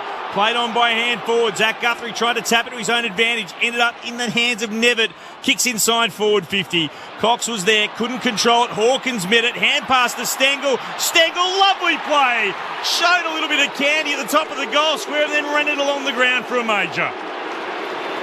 Fremantle not happy. They thought perhaps Tui should have been pinged for holding the ball earlier on. That was well back in the passage of play, just forward of centre wing, southern side of the ground. But Stengel gets his second, and he draws the Cats back closer again. 6-7-43 Geelong, while you're up 8-4-52. A 9-point lead still to the Dockers. Nearly 34 minutes gone in the second term. Other than the hands from Hawkins, it wasn't really that clean of a passage of play, was it? It was just pressure, pushing the ball forward. Keeps them in it late in the second. Timely one for sure. Bit of time left still to try and get a quick one before half-time. Yeah, certainly time for either side from this centre clearance. Segler wins the tap. Schultz dragged off the footy. Almost an accidental soccer from Blitzarvs. Gets it towards front edge of the centre square. Walker tries to charge his way through the tackle. Umpire says no prior opportunity. Clock stops with about 30 seconds remaining. Wins to Sydney and the Western Bulldogs in the earlier games. Whaley leading this one. Blitzarvs out of the congestion. A hand pass over the top to Simpson. He's 50 out. Doesn't fire on goal. Kicks hoping for Henry. One bite. Can he finish it? No. In comes close. Tackle drops the footy. Brayshaw somehow releases. Gets it to Cox. They might survive here, the Dockers. Hand pass to O'Driscoll off to Brayshaw. Long kick clears the area. Tui juggles. Can't take it. Is there time here for the Dockers? Walters with some speed, carries it across the sponsors logo on the wing, kicks in towards half forward, it gets to Schultz, he plays on, carries it to 48, long on goal, the siren has sounded, it hits the post. The umpires are waving it away anyway. The siren beat him to get the kick away. So it's half time. Thoroughly entertaining game of footy here at Perth Stadium. Whaley up with a big second term, kicking 5 goals to 3. And they lead it by 9 points at the long change. The Dockers 8-4-52. The Cats 6-7-43. So 8 goals for Whaley-up and 8 different goal kickers. Switkowski, Tracy, Amos, Walters, Brayshaw, Schultz, Darcy and Sarong. While for the Cats, 2 to Stengel, 2 to Smith and singles to Bruin and to Hawkins. Whaley-up 8-4-52 to Geelong 6-7-43. Before we hear from our experts, just a quick score check in those games earlier today. The Western Bulldogs 11-19-85 beat Adelaide 5-10-40, a 45-point win to the Bulldogs. Their 5th straight victory. Well, Sydney ended a 4-game losing streak with a 3-point win over North Melbourne in controversial circumstances too. It was a cap infringement in regards to rotations that saw a free kick go to Sydney that saw them kick what ended up being the winning goal, 14-9-93 to 14-6-90. We'll hear more of that throughout half-time. But as both teams make their way down to the rooms, let's hear from our experts. Brownlow medalist Shane Woden and Collingwood's first ever Indigenous Premiership player in Sharrod Willingham. Over to you. Great quarter by Fremantle. I thought they changed gears. Not sure what JL said at quarter time, but their ability to... What really impressed me, they dominated the quarter inside the contest, outside the contest, both contested, uncontested, but their ability to work the ball from stoppage. They've kicked 6 of their 8 scores from stoppage this afternoon, but I thought the ability to get the ball out through hands and then find that person with the kick to go inside 50 or connect outside the stoppage was terrific. Drive their legs really hard and really took the test and tackle to Geelong. And they just dominated the quarter, I thought. They bit of transition the footy from their back half. They couldn't get their hands on it, Geelong, particularly that first 20 minutes. Their mids did not touch it at all. Sarong, Brayshaw, Aish, O'Meara, Jackson, they went to school on them. Yeah. And they just couldn't get their hands on it. It was a terrific quarter by Fremantle. And I think that was obviously a big message from the coaching panel at the quarter-time break, because you could tell that they didn't get any reward from the same dominance with the hit-outs in the first quarter. I think they had 0 from 5 CB clearances, so that's a massive one. And you could tell from the first knock that Sean Darcy, I think he went with a big fist straight out the front. And I think that really set the tone for the quarter. And you're exactly right. They went in and under harder, were willing to take on tackles when they came at them. But then, as you said, as soon as they got their hands on the footy, they were able to shape away a lot easier and get someone with their shoulders out and go straight towards goal. I think that the dominance around the stoppage is what enabled them to play that forward half brand of footy. So they got it in there, and then, like we said during the call, repeat stoppages, and you see some brilliance come from when you do have those repeat stoppages. So they'll be very happy with that. What Geelong need to do is just take it up a couple of notches. I thought they were really good around the ball in that first quarter. It did go in ebbs and waves for both sides for that first quarter, whereas that second quarter was just a really nice, steady, continuous effort from Fremantle.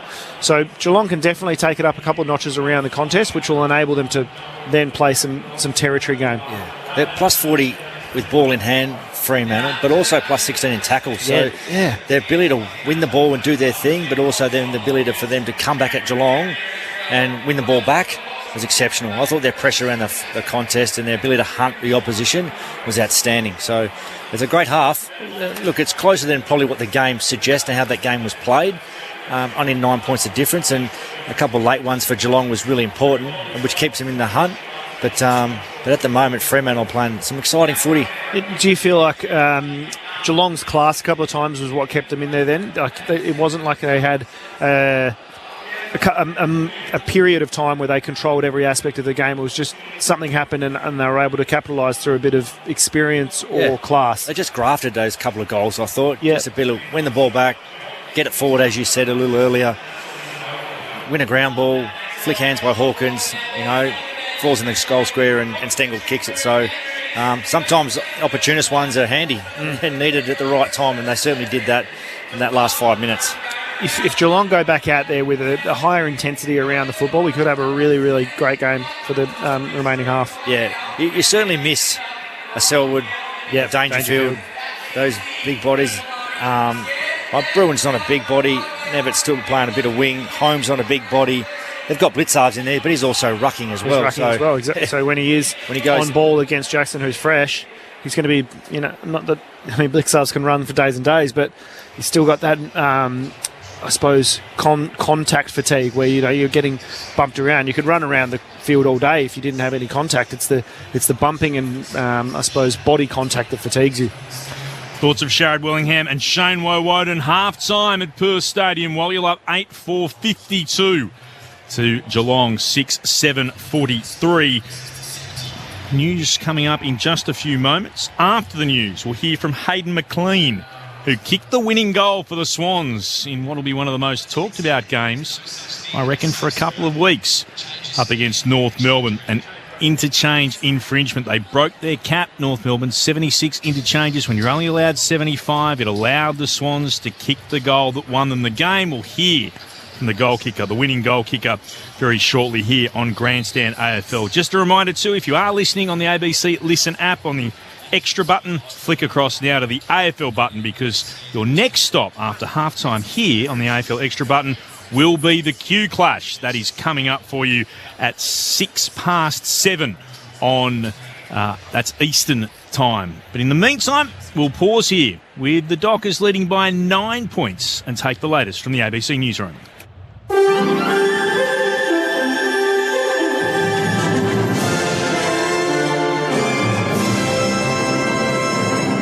Hello, this is ABC News with David Rowlands.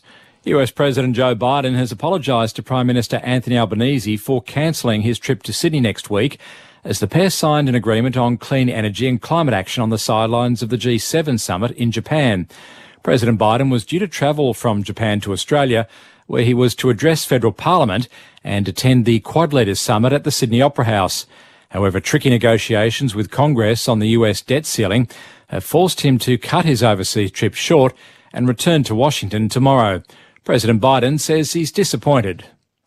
I'm looking forward to our conversation today and hosting you for an official state visit this year in Washington, D.C. And again, I truly apologize to you for having you to come here rather than me being in Australia right now. But we have a little thing going on at home I got to pay attention to. Ukraine's wartime President Volodymyr Zelensky has landed in Japan to attend the G7 meeting, according to local media.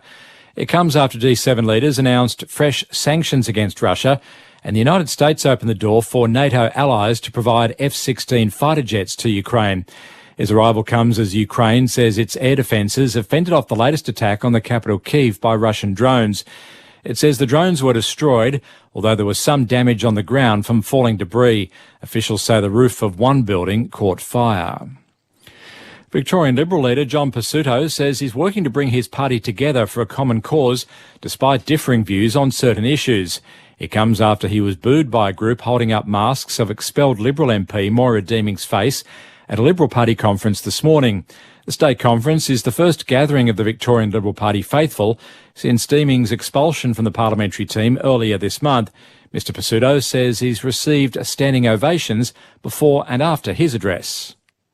I don't think anybody in that room could have interpreted the energy in that room as anything other than a strong endorsement. They know that I'm committed to the success of the Liberal Party. New South Wales Police Commissioner Karen Webb says the next few days will be critical for a 95-year-old aged care resident who was tasered by police. 95-year-old Claire Nowland remains in a critical but stable condition at Cooma Hospital after the incident on Wednesday. She fell and hit her head after being tasered by police in the state's Snowy Mountains region. Police said she was carrying a knife while using her walking frame. Commissioner Webb says she visited the woman's family at the hospital yesterday.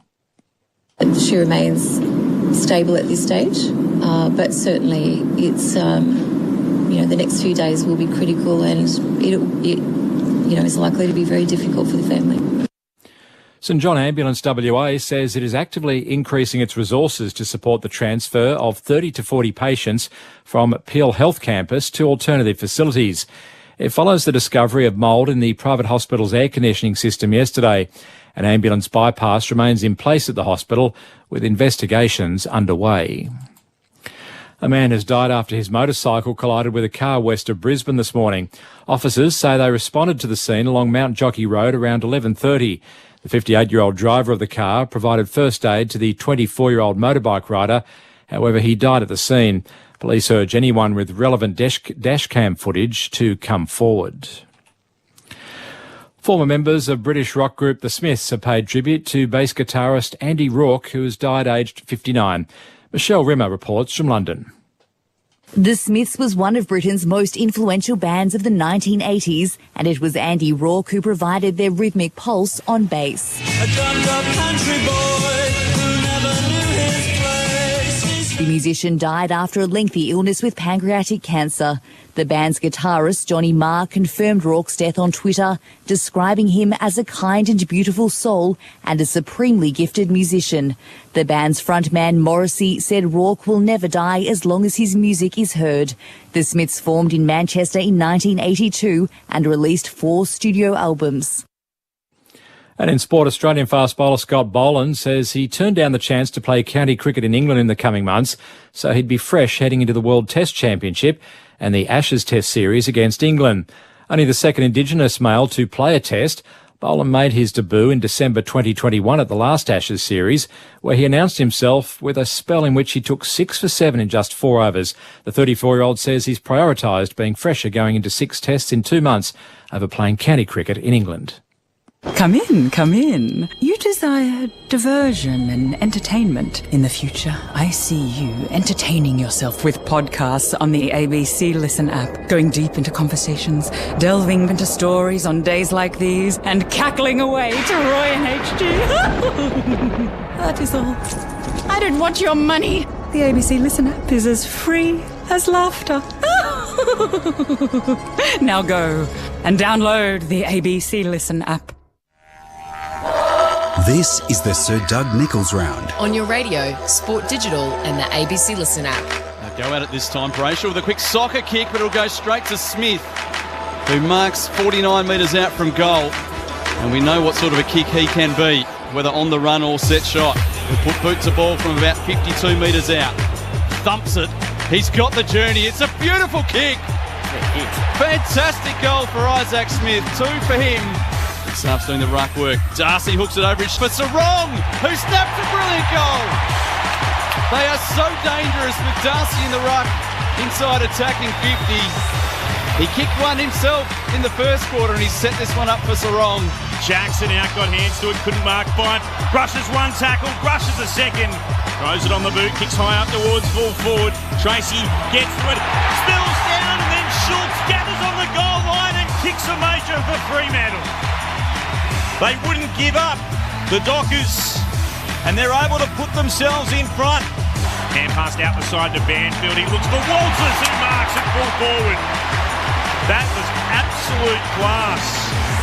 5 times the Dockers' leading goal kicker, Michael Walters. The crowd will tell the story. Switkowski with the centering kick, and after it, Tracy tried to tap it away or back in the direction of Switkowski. Wonderful goal. From deep in the right forward pocket. He was involved in the build-up and then took a step to his left with a snap to finish it. Kicks inside forward 50. Cox was there, couldn't control it. Hawkins met it, hand pass to Stengel. Stengel, lovely play. Showed a little bit of candy at the top of the goal square and then ran it along the ground for a major. The 2023 Sir Doug Nicholls round. On ABC Radio, ABC Sport Digital, and now streaming on the ABC Listen app. So here at Perth Stadium, Wallyalup 8-4-52. Lead Geelong 6-7-43. It is half time. Now, big news from the earlier game. If you're listening on WA, you'd have heard it. For everybody else, North Melbourne exceeded the interchange rotation limit late in the game against Sydney. They were up by 3 points because they had their 76th interchange, one more than you're allowed. It gives a free kick and a 50-metre penalty to the opposing club. It sent the Swans and Hayden McLean forward. He was able to kick the winning goal to give Sydney a 3-point win. And after the match, Lauren Borden was downstairs and spoke to Hayden McLean.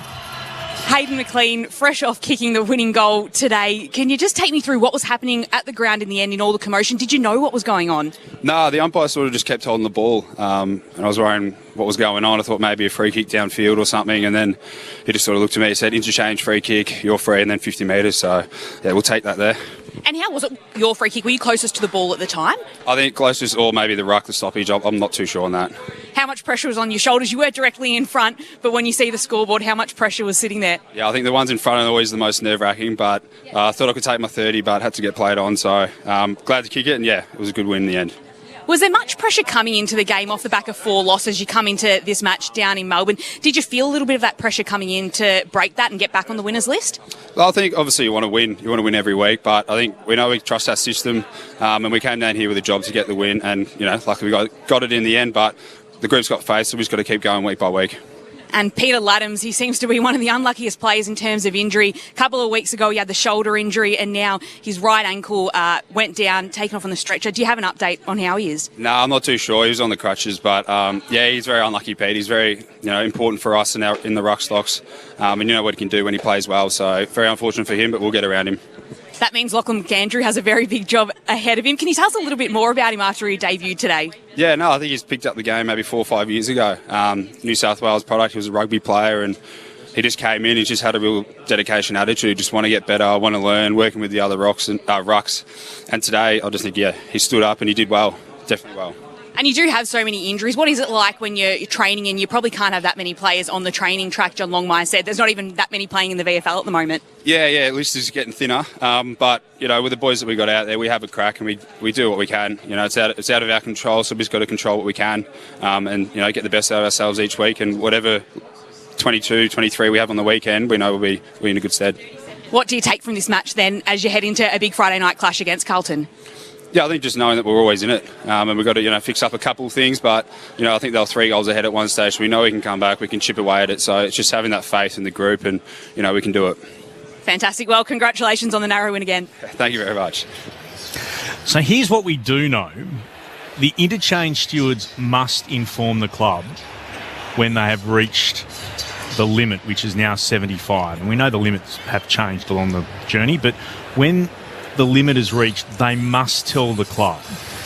And on top of that, we have it here on our champion data computer, so do the coaches, so do the interchange people who work for each club downstairs. It actually changes colour from black to red, so you know that you can't have any more.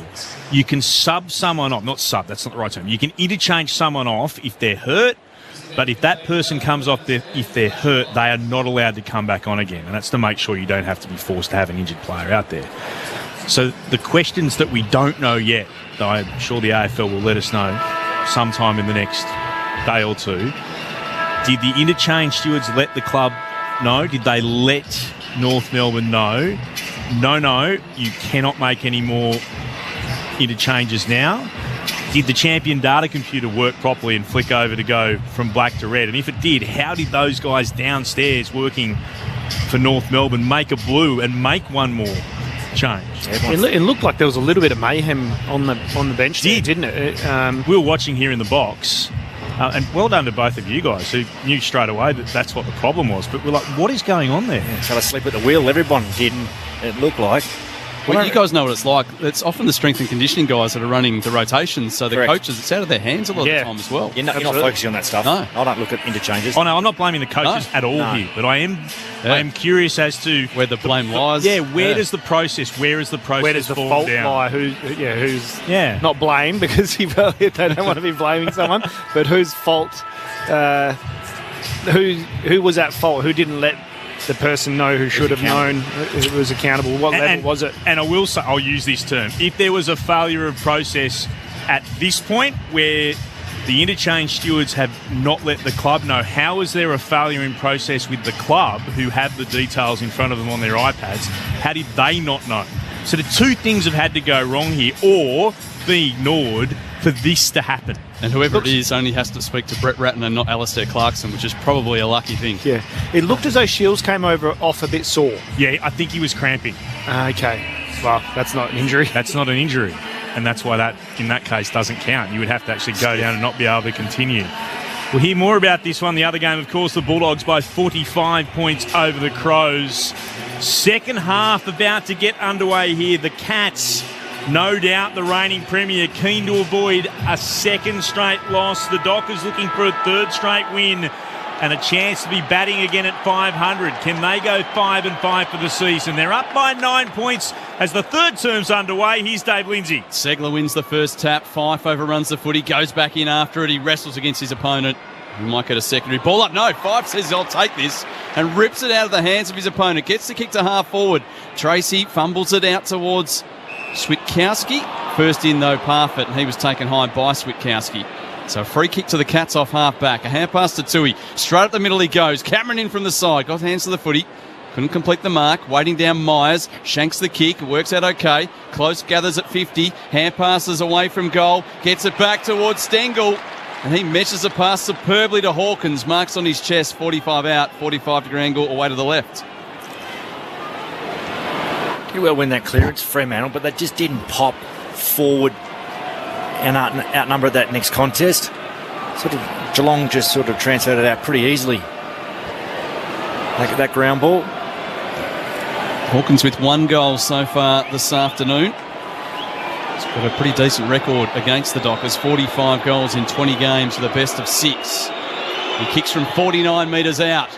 And he has nailed this one straight through the middle for a goal. Perfect start for the Cats. Hawkins has 2. And they're back within a goal. Geelong 7-7-49. Walyalup 8-9-52. We're only 90 seconds into the third quarter. You're listening to Grandstand AFL. Shane Woden and Sharad Wellingham, your experts this afternoon. Absolutely middled that set shot, didn't he? No Came off fade. so clean.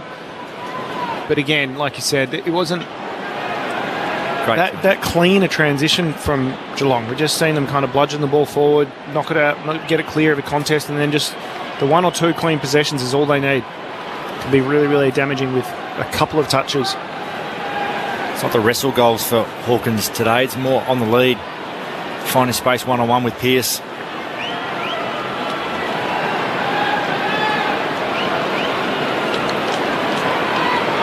Bright blue skies hang above us. Bounce of the football. Segler with the more telling tap, but it ricocheted out to 5. Tackled immediately by Parfitt. Ball jarred out on the chase. Brayshaw threw a boot at it. Couldn't make any contact. Litzar's hand pass straight into Switkowski. It spilled down to Schultz. Back to Switkowski. Fremantle inside their forward 50. Walters steadies and goes. A little bit of extra with the celebration as well. He's got his second. Michael Walters down onto one knee.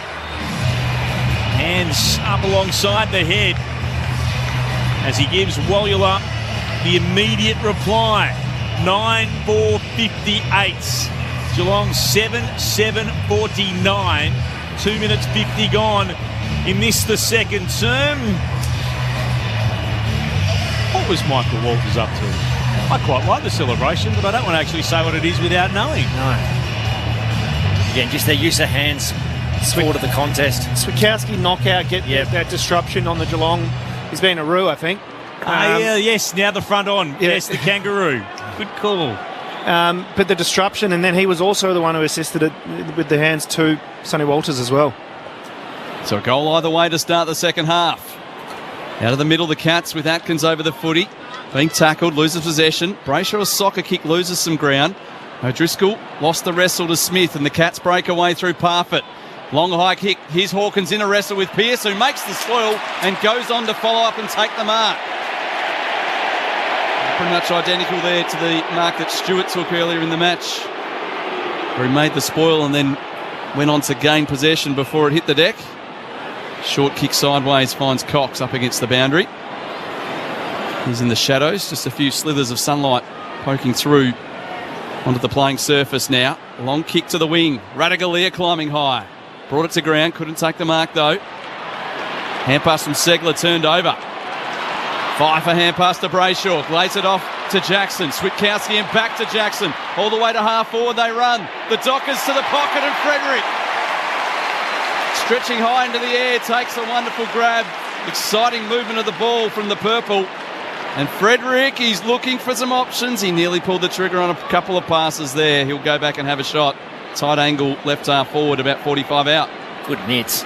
Strong hands again. We saw that great mark in the first quarter, but under a pretty decent amount of pressure there from Guthrie, who's a really seasoned defender. He's looked dangerous on the lead with that speed. Puts boot to ball from about 46, and the crowd rides it home. 2 quick goals for Walyalup, and they're back out to a 15-point break. 10-4-64 plays 7-7-49. You're at Perth Stadium on Grandstand AFL. Bridget Lacey is down on the boundary. Yeah, it looked to be a slight concern for Geelong's Tanner Bruin. He's just headed out onto the ground. He started this quarter on the bench, but did disappear down into the rooms and had a chat to the doctor when he came back onto the bench. But he's starting this centre bounce in the middle. Again, post-stoppage, clearance, shaped by hands and out. And just their execution inside 50 today has been terrific. They've got one-on-one looks. When you're going that fast, it's hard to roll numbers back. It's impressive seeing the growth of Sarong as well. Own that midfield, I suppose, structure and stuff. Whereas last year you'd see 5 step back in and he'd go and do it, whereas Sarong's still running it, which is great to see. Darcy won the tap down. There's a free kick going to Sarong. Having been held, he'll take it quickly. Thumps it in for inside the forward 50. No one can take a mark. Stewart tries to break the tackle of Tracy. Hand pass came out the side. Walters hands it on to Banfield. Ban from the left forward pocket. Snaps and goals. They're running rampant, Fremantle. The Big 10-4 becomes 11-4-70 to Geelong. The Cats, after getting the first goal of the quarter, 7-7-49. And that lead for Wallylup goes out to 21 points at the 7-minute mark of the third term. 10 different goal kickers now as well. We're only 5 minutes into the third. Yeah, it's good supply. Mids are chiming in. Forwards are getting a lick of the ice cream. It's been good, Banfield. Again, just no sub this year. He's played a fair bit of footy, hasn't he? And he's contributed week in, week out. Hits the scoreboard, pressure's up. Just sits on the rookie list every year, Bailey Banfield, and does his job week to week. Out of the middle this time, it might be the Cats. A hand pass from Holmes, connecting with Atkins towards full forward. Good leap from Cox, making the spoil. Down to Clark, immediately tackled by Myers, and that's a very quick whistle from the umpire. Ball up 30 outs. Both teams substitutes waiting for activation today. Johnson and Dempsey for the Dockers and the Cats, respectively. Darcy wants to do it all himself. Wins the tap, took on the tackle, lost possession. It comes to O'Meara. Hand pass into space for Walker. He's closed down quickly there by Smith. Carried over the line with possession of the football. We'll get a boundary throw in Farmer Freeway into the ground here in Sir Doug Nicholls round. Perth Stadium, the venue. 45 out from goal for the Cats. They need one all of a sudden, down by 21 points. Ball put back in. Blitzar's at the back with a telling tap, but it came down to O'Meara, threw it on the boot. Has that gone out of bounds on the full? No, it's going to be called as deliberate. Be a Geelong free kick anyway. Got it at right half forward. O'Connor with ball in hand. Kicks back into the right forward pocket. Cox stretches, couldn't quite mark. Walker's up for the Dockers. Under pressure from Nevitt, takes it over the boundary line, and this time they've disguised it well enough. You fumble it or you handball it? Just sort of I think he handballed it away, it, hand passed it, and just juggled it. That's deliberate. Juggled it, stumbled it, fell over it, got away with it. Unlike O'Driscoll in the first quarter. Ball spun back in at right full forward. Hawkins too strong, was able to work his opponent in Darcy out from underneath it. Not often that happens. And then I stumbled because the big fellow who's normally so good at having a shot at goal has missed the lot. And then the crowd's asked for deliberate. and it's stumbled across the boundary line at left full forward. Oh my goodness. That's not what I expected. And the crowd, as you say, Sharad, has cheered for it to be deliberate. Not the case. Thrown in again. Left forward pocket this time. Same rucks go at it. It comes down to Henry. This time Hawkins with a soccer kick. And he's goaled from 20 metres out. Henry had a little crack at it, missed the footy. It fell to ground, and Hawkins, you can't keep him out of the game. Soccers it through for his third. And that was exactly what the Cats needed after the Dockers had strung 3 consecutive goals together. We'll get a little delay as Isaac Smith needs to come off under the blood rule. Checking the score. It's Wallylup 11-4-70, Geelong 8-7-55, 15 points the margin to the home side here on Grandstand AFL.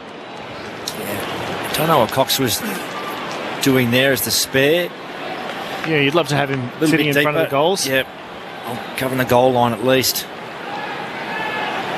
And here's that one. Oh, a little headbutt. Yeah, Isaac's left eyebrow's just been split. Clash of heads with Walker. Darcy wins the tap down for the Dockers. Sarong got a hand pass back for Darcy. He bounced off the side of Atkins. That was strong. Atkins felt that. Came to Brayshaw to Sarong again. Moving it forward to O'Meara. releases Ace. She runs the 51 out from goal. Kicks towards the goal square. Juggling, not able to mark. Tracy almost had it. Spilled across the goal line for a minor score. 11-5-71 Wallula up. 8-7-55 the Cats. 11 gone in the third on Grandstand AFL from Perth Stadium. Geelong's acting captain Tom Stewart brings it back into play. A good long kick. And Kolajasny, showing superior judgment in the air, takes the mark at right half back in the shadows. It's been a beautiful afternoon here in Perth. Perfect conditions for footy as this long kick goes to the sponsors logo on the wing. Cameron bounces out of one tackle into another. Had no prior opportunity. We'll get a ball up. 16 points the lead. Brayshaw 19 possessions. Sarong 16 for Wallula. Blitzarves leads for the Cats with 11, so it's an even spread for Geelong.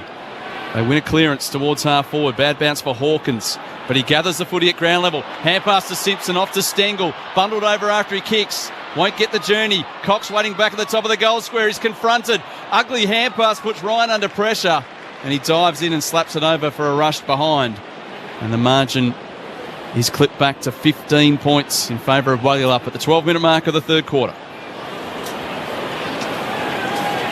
Coming up tonight, Dreamtime at the G, Bombers and the Tigers. Or, of course, you can also listen to the Q Clash.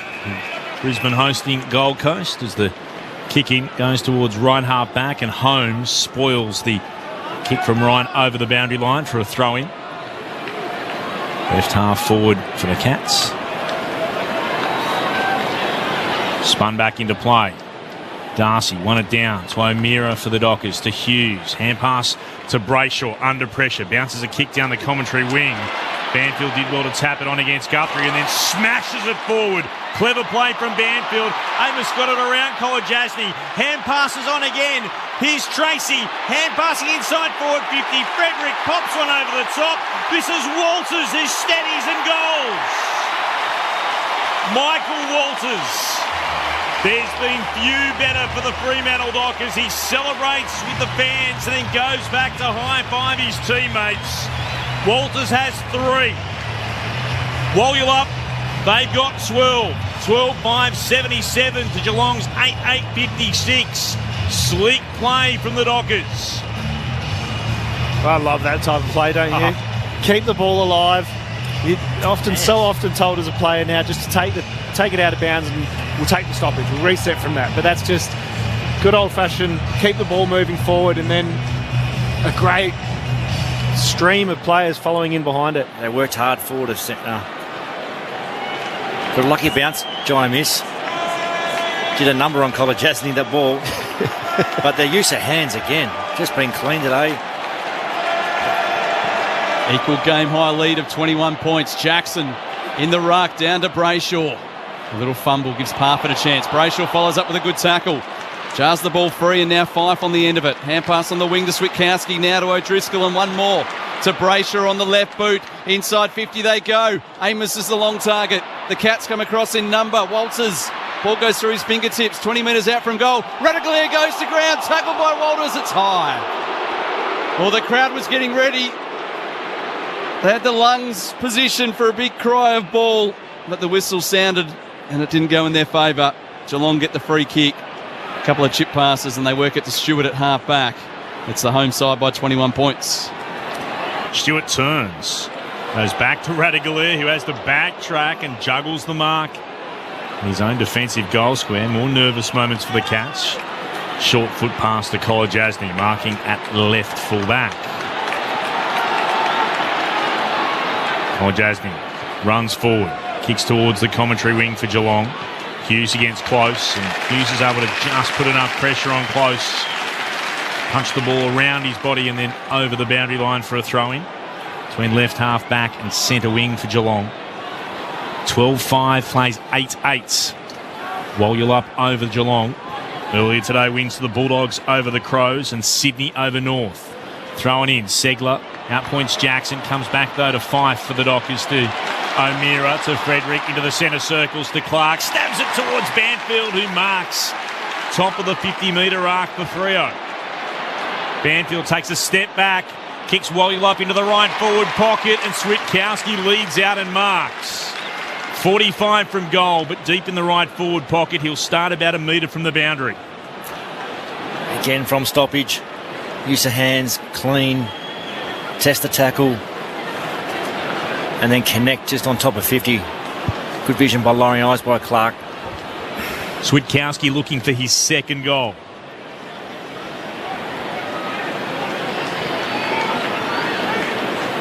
Starts the approach.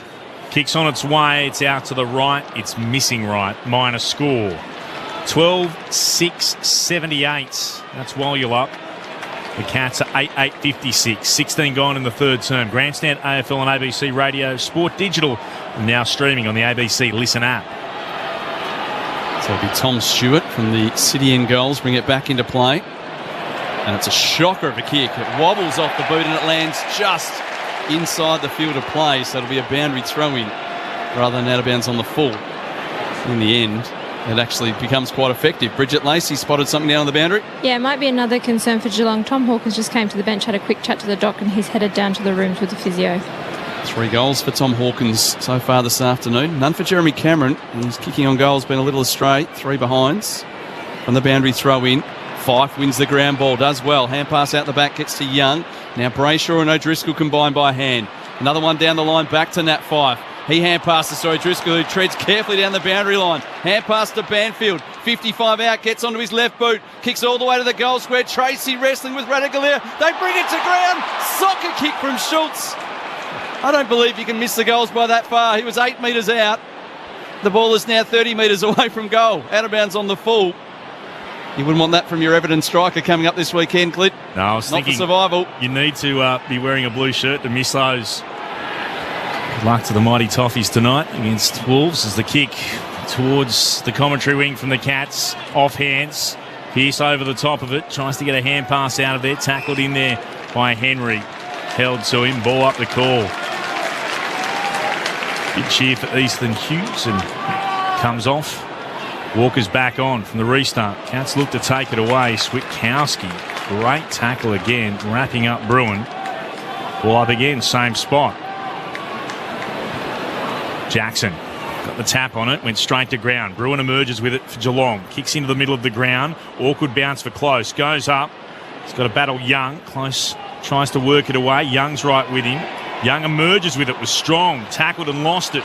Pearce gathers it for the Dockers. Gave it to Fife. Tackled immediately. Umpire says no. As he got rid of that, that was a throw. It's going to be a free kick for Bruin, who'll have it for Geelong.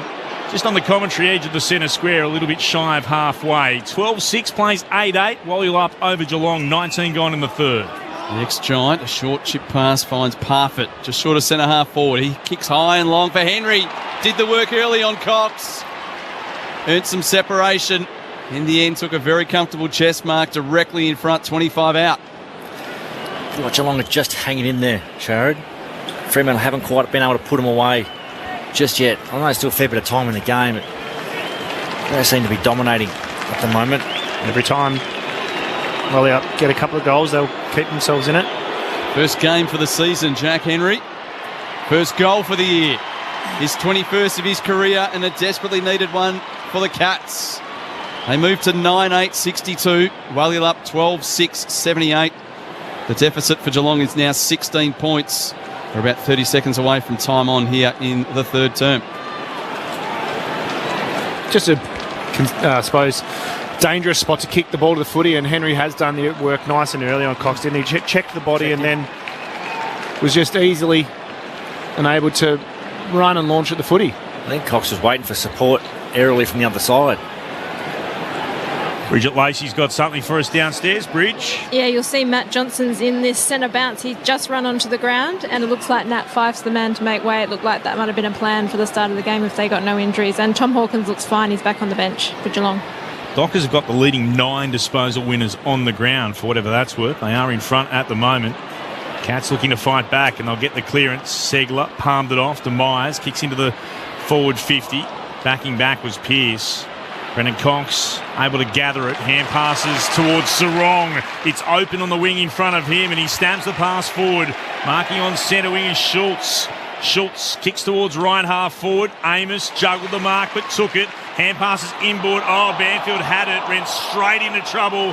He's been pinged. O'Connor got him. He'll get the free kick for the Cats at left half back. The Dockers lead by 16 points. 21 gone in the third. O'Connor hand passes to Smith. A long kick to half forward. Cameron actually makes the spoil rather than trying to take the mark, and he finds the boundary. Throw in left half forward. And he realised Jai missed there. Just handballed his teammate into trouble. Hadn't swiveled his head early enough to understand who was coming at the receiver. Repeating the news, Matt Johnson into the game as the substitute. Nat Fyfe doing the reverse of what he's done the last couple of weeks. This time finishing the game early. From the boundary throw in. Close. Does the roving. Kicks into some space in front of Stengel. Walker did very well. Used the body just to edge Stengel away from the footy. Goes back and wins it. Hand pass to Aish. Clears the zone, but it'll come back. Tui wins the contested ball. 70 metres out. Hand pass to Simpson. Away to Myers. Fancy footwork. Gets around one opponent. Now two. He's run a long way. Gets a hand pass away, but to no one in particular. Should be a chance for Wally up to clear. Clark wants to dash away with the footy, but there's a free kick coming back to Johnson. He was held without it. And the Dockers did well there, particularly Walker, who was under a lot of pressure one-on-one with a very dangerous opponent in Stengel. Johnson's free kick. His side lead by 16. Kicks towards the outer side. Frederick flew. Height advantage, though, was with Segler, and he takes the mark. He'll trot back, standing just forward of centre wing, southern side. Segler for the Cats to put it into the right forward pocket again. Cox almost got a fist to it. Litzas tries to slap it forward, only as far as Clark, though. Got it onto Walker, and that's well played. He finds Schultz. Fremantle can be away here down the commentary wing. Not a great kick. How does it bounce? 2-on-2 battle, getting back Guthrie. Zach Guthrie for the Cats. He gives it to Kolodjasny, now through the middle of the ground to Tui, to Nevitt. Forward of the centre circles. Kicks Geelong inside, attacking 50. Great mark, Henry. Jack Henry just kicked the goal a minute ago, and now he'll go back and try and kick a second from right in front and from 30 out. Yeah, he's been lively, Jack Henry. Off turnover there. His Schultz would have loved to have his time again, wouldn't he? It was an odd one, wasn't it? Yeah, just didn't kick it to space for Luke Jackson to be able to run onto it. May have fallen off the instep. And first game of the season after missing the start of the year with a foot injury. He's now got 2 goals. Henry kicks the 10th for Geelong. 10-8-68. They're back to within 10 points. Wallula up 12-6, 78. 23 gone in the third. Grandstand AFL on ABC Radio, Sport Digital and the ABC Listen app. Our experts Shane Woden and Sharad Wellingham. Another good launch at the ball, wasn't it? Strong overhead mark. But it was the turnover. It's direct goal from turnover, and they'll be really happy with that, Geelong, because it's been a bit of a hard-fought battle to get those goals. So to get one off turnover is really, really well done. Jack Henry filling his brother's role. Ollie Henry out with a very painful injury. Foot testicle. Oh yes, that's right. Yep. Yeah. Rather not mention it, but yep. I think everyone winces when they hear about that one. We've got another ball up in the middle. Darcy beaten by Segler over the top to the advantage of Blitzarves. It's the Cats going forward again. Henry might have a run at this one as well, but Pearce read it nicely in the air, cutting across. Good judgment, takes the chest mark and slows things down for Wallula. Kicks across the face of goal. It bounces on its journey to Cox, so he can't go back and take his kick. Forced to kick up the boundary line. Banfield did well to get to the front. Schultz's hand pass puts Clark under pressure. Stewart was onto him quickly. Tackling his ex-teammate, gives him a little pat on the back as he gets to his feet. We'll get a ball up. The umpire calling for nominations. The ruck's a little slow to get across. The umpire waits for them. Darcy cleverly flicking it over his shoulder to Sarong. Hurried kick forward. Bad bounce for Jackson. Gives Stewart an opportunity. Not much on offer for him. He hand passes to Radaglia, who really didn't want it, and then throws on the boot. And kicks a little three-quarter distance torpedo. Goes straight to the chest of Jordan Clark again. And he'll go back and slow things down a little bit for Wallula. A little short pass to the substitute. Johnson has been brought into the game this quarter. Johnson with the blue boots. Does he find Walters? Only just. Right up against the boundary. Boundary umpire was in the perfect position, but it was oh so close to being across it. Walters goes back to Ryan, who marks it right half back for Wallula. Has some space to just trundle Moseys forward and then kicks towards right half forward. Radagalier with the punch over the back of Jackson. Sees it into the corporates for a throw-in. Just forward of the wing for Woyula. Match review panel, the match review officer. Got a couple of interesting decisions. We'll bring you those at 3/4 time. 2 players been offered a week as it's thrown in again. Segler, front position against Darcy. Palmed it down. Brayshaw takes it back over the boundary line again. Will be spun in. 5 minutes to go before the 3/4 time break. 12-6-78 to 10-8-68. Wally up in front. Darcy at the back. Read it well. Got it, then palmed it back, or hand pass back rather, to Young. Wheels around and kicks towards right half forward. That's good vision. He spots Brayshaw. He marks there for Woyula. Leading possession winner on the ground. Andy Brayshaw coming up for disposal number 24. Takes quite some time over this one, and in the end just kicks for distance towards the right forward pocket. Radagalier had his name written all over it. It takes a very nicely judged mark in the air. Fremantle definitely looking to slow things down. It may well be the way that Geelong have set themselves up. So Radagalier retreats all the way to fullback for Isaac Smith. Got a couple of goals to his name. He won't be kicking one from here. A hand pass away to Tui. Almost in slow motion. He cruises into the right back pocket. Long high kick. Hawkins gives the shove into the back of Pearce, and the umpire says it's okay. Takes the mark.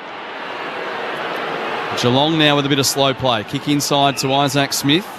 Radagalier might be available for the switch across half back. Has a little bit of a look, and now he will head at least across the ground.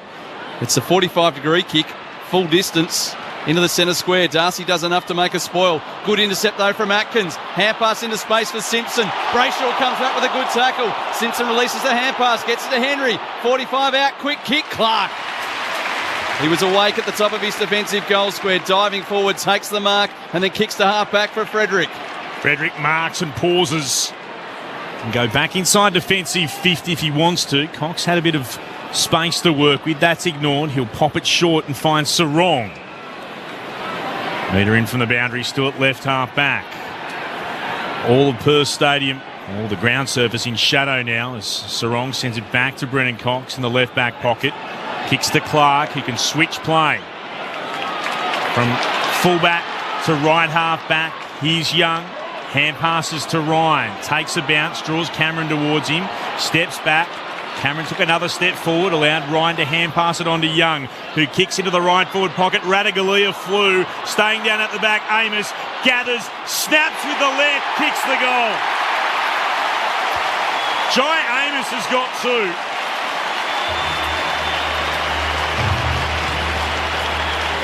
And it ends a little bit of a Geelong surge here in the West. Fremantle's lead is back to 16 points, 13-6-84. Geelong 10-8-68. 29 gone in the third. Those in the purple delighted with that. Bridget Lacey is downstairs. Yeah, just confirmation from Fremantle that it was a pre-game plan to sub out Nat Fyfe if possible. For Matt Johnson to enter the game, so no concerns there, obviously, apart from the ongoing foot problem we're aware of. And Ollie Dempsey for Geelong still waiting for his chance to come on today. It was always going to be the way. Thought quarter, try to get to 3. Didn't quite get there, but good shift to the footy there by Fremantle. Didn't want to go along the line. Saw the outnumber on interchange side and took it. Fremantle within a point of their highest scoring third quarter of the season. Jackson a little overzealous in the middle after winning the tap, following through and applying a high tackle on Broome. Gives a hand pass away to Stewart, dashing off half back. Chip pass to Myers. That's a wonderfully weighted kick. That awkward looking kicking style, but so effective when he hits it like that. Just floated it over the top of a contest, and Blitzarves was, well, he knew he was on the same page. He ran the angle and takes the mark about 30 metres out directly in front. Seemed just to get one back, didn't they? Done it all game. And the numbers they hear at Geelong, they haven't moved. Wouldn't see that very often with the Cats. 14th disposal coming up for Mark Blitzarves, kicking for his first of the afternoon. And he converts, keeps the Cats in it. This contest is going right down to the wire, you feel. Just under 2 minutes of play still to go in the third term. Walyalup lead it by 10, 13-6-84 to 11-8-74. You're listening to Grandstand AFL with Shaneway Woden and Sharad Willingham. It's a little bit of an anomaly, isn't it? Like it's very strange in terms of how low are they? The low. He's had 14. That's incredible. Mid, and then you got 2 defenders. Then your first mid's at 13 for Geelong. And they were, I think Brun was on 8 touches in the first quarter. Yeah, it's like they haven't had any transition. It's just been bit by bit. As I said, it was at one stage the top 9 disposal winners on the ground were Freo. It's only the top 8 now. Blitzarms is the player who's jumped into 9th overall. Remarkable how it's been weighted in regards to disposals. Cats won't mind if they kick some more goals and they get the clearance. Parfitt hand passing it forward, but only as far as Aish, who was tackled to ground the moment he received it. Your ball up. Shy of the attacking point of the centre square at right half forward. Atkins the tackler for Geelong. Blitzarms wins the tap down to Sarong. Atkins tackled him, spilled out the side. Jackson tried to get the arms free. Did so. Found Clark.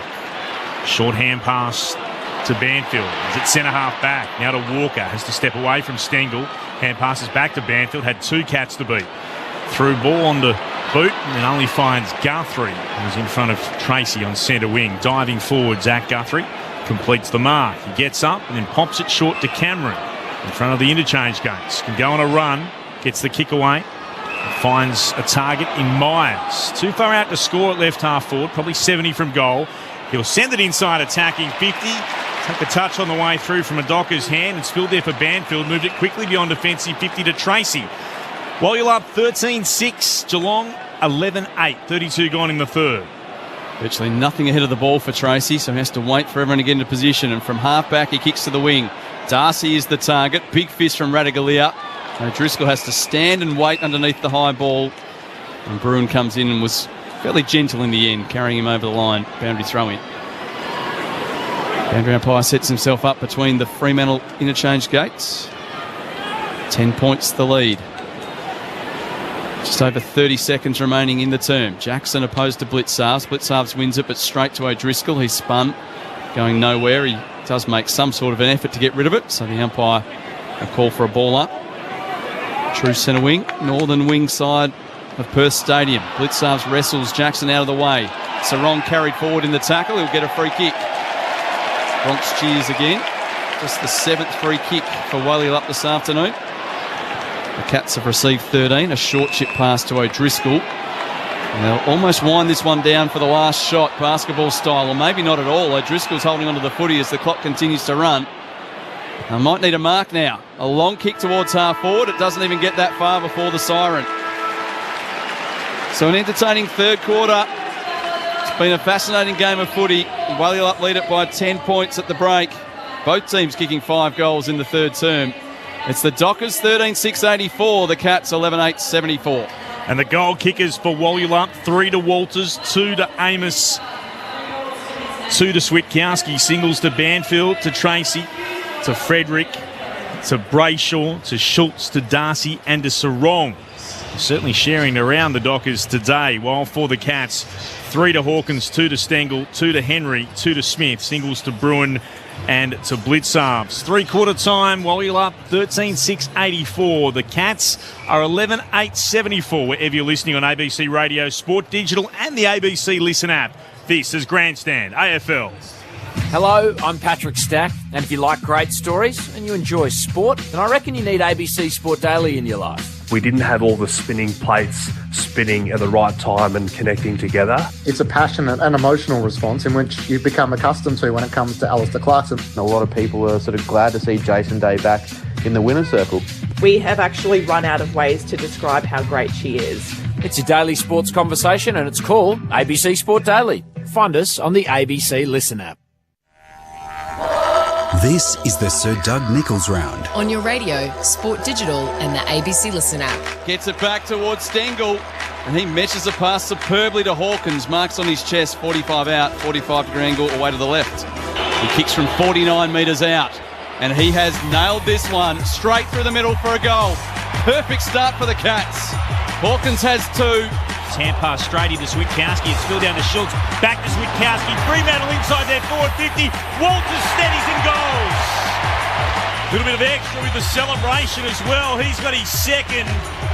Hand pass came out the side. Walters hands it on to Banfield. Ban from the left forward pocket. Snaps and goals. They're running rampant, Fremantle. Clever play from Banfield. Amos got it around Kolajasny. Hand passes on again. Here's Tracy. Hand passing inside forward 50. Frederick pops one over the top. This is Walters who steadies and goals. Michael Walters. There's been few better for the Fremantle Dockers. He celebrates with the fans and then goes back to high-five his teammates. Walters has 3. Young, who kicks into the right forward pocket. Radaglia flew, staying down at the back. Amos gathers, snaps with the left, kicks the goal. Jai Amos has got 2. And it ends a little bit of a Geelong surge here in the West. Chip pass to Myers. That's a wonderfully weighted kick. That awkward looking kicking style, but so effective when he hits it like that. Just floated it over the top of a contest, and Blitzarves was, well, he knew he was on the same page. He ran the angle and takes the mark about 30 metres out directly in front, kicking for his first of the afternoon, and he converts, keeps the Cats in it. The 2023 Sir Doug Nicholls Round. On ABC Radio, ABC Sport Digital, and now streaming on the ABC Listen app.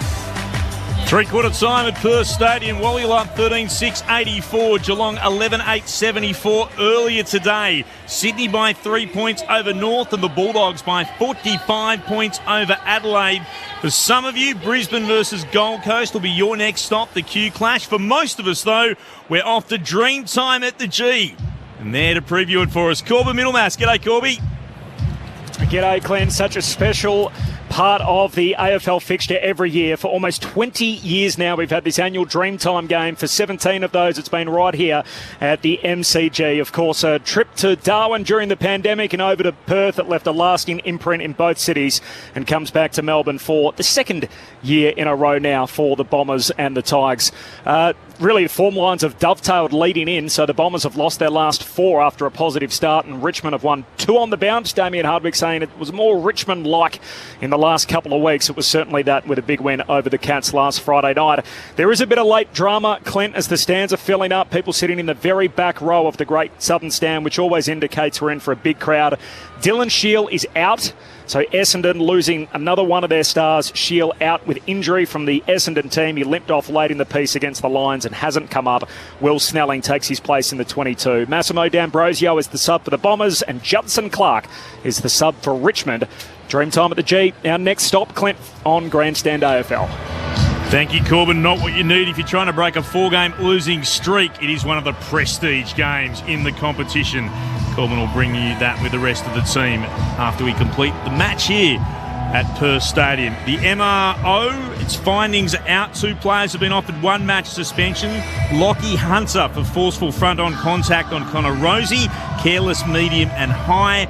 And Tom Jonas for rough conduct on Tom McDonald, careless, medium and high. Jack Viney's got away with a $3,000 fine for that slide on Daniel Houston, rough conduct. I find that an interesting decision. Let's get the thoughts of Shane Woden and Sharad Willingham. Who wins from here, gents?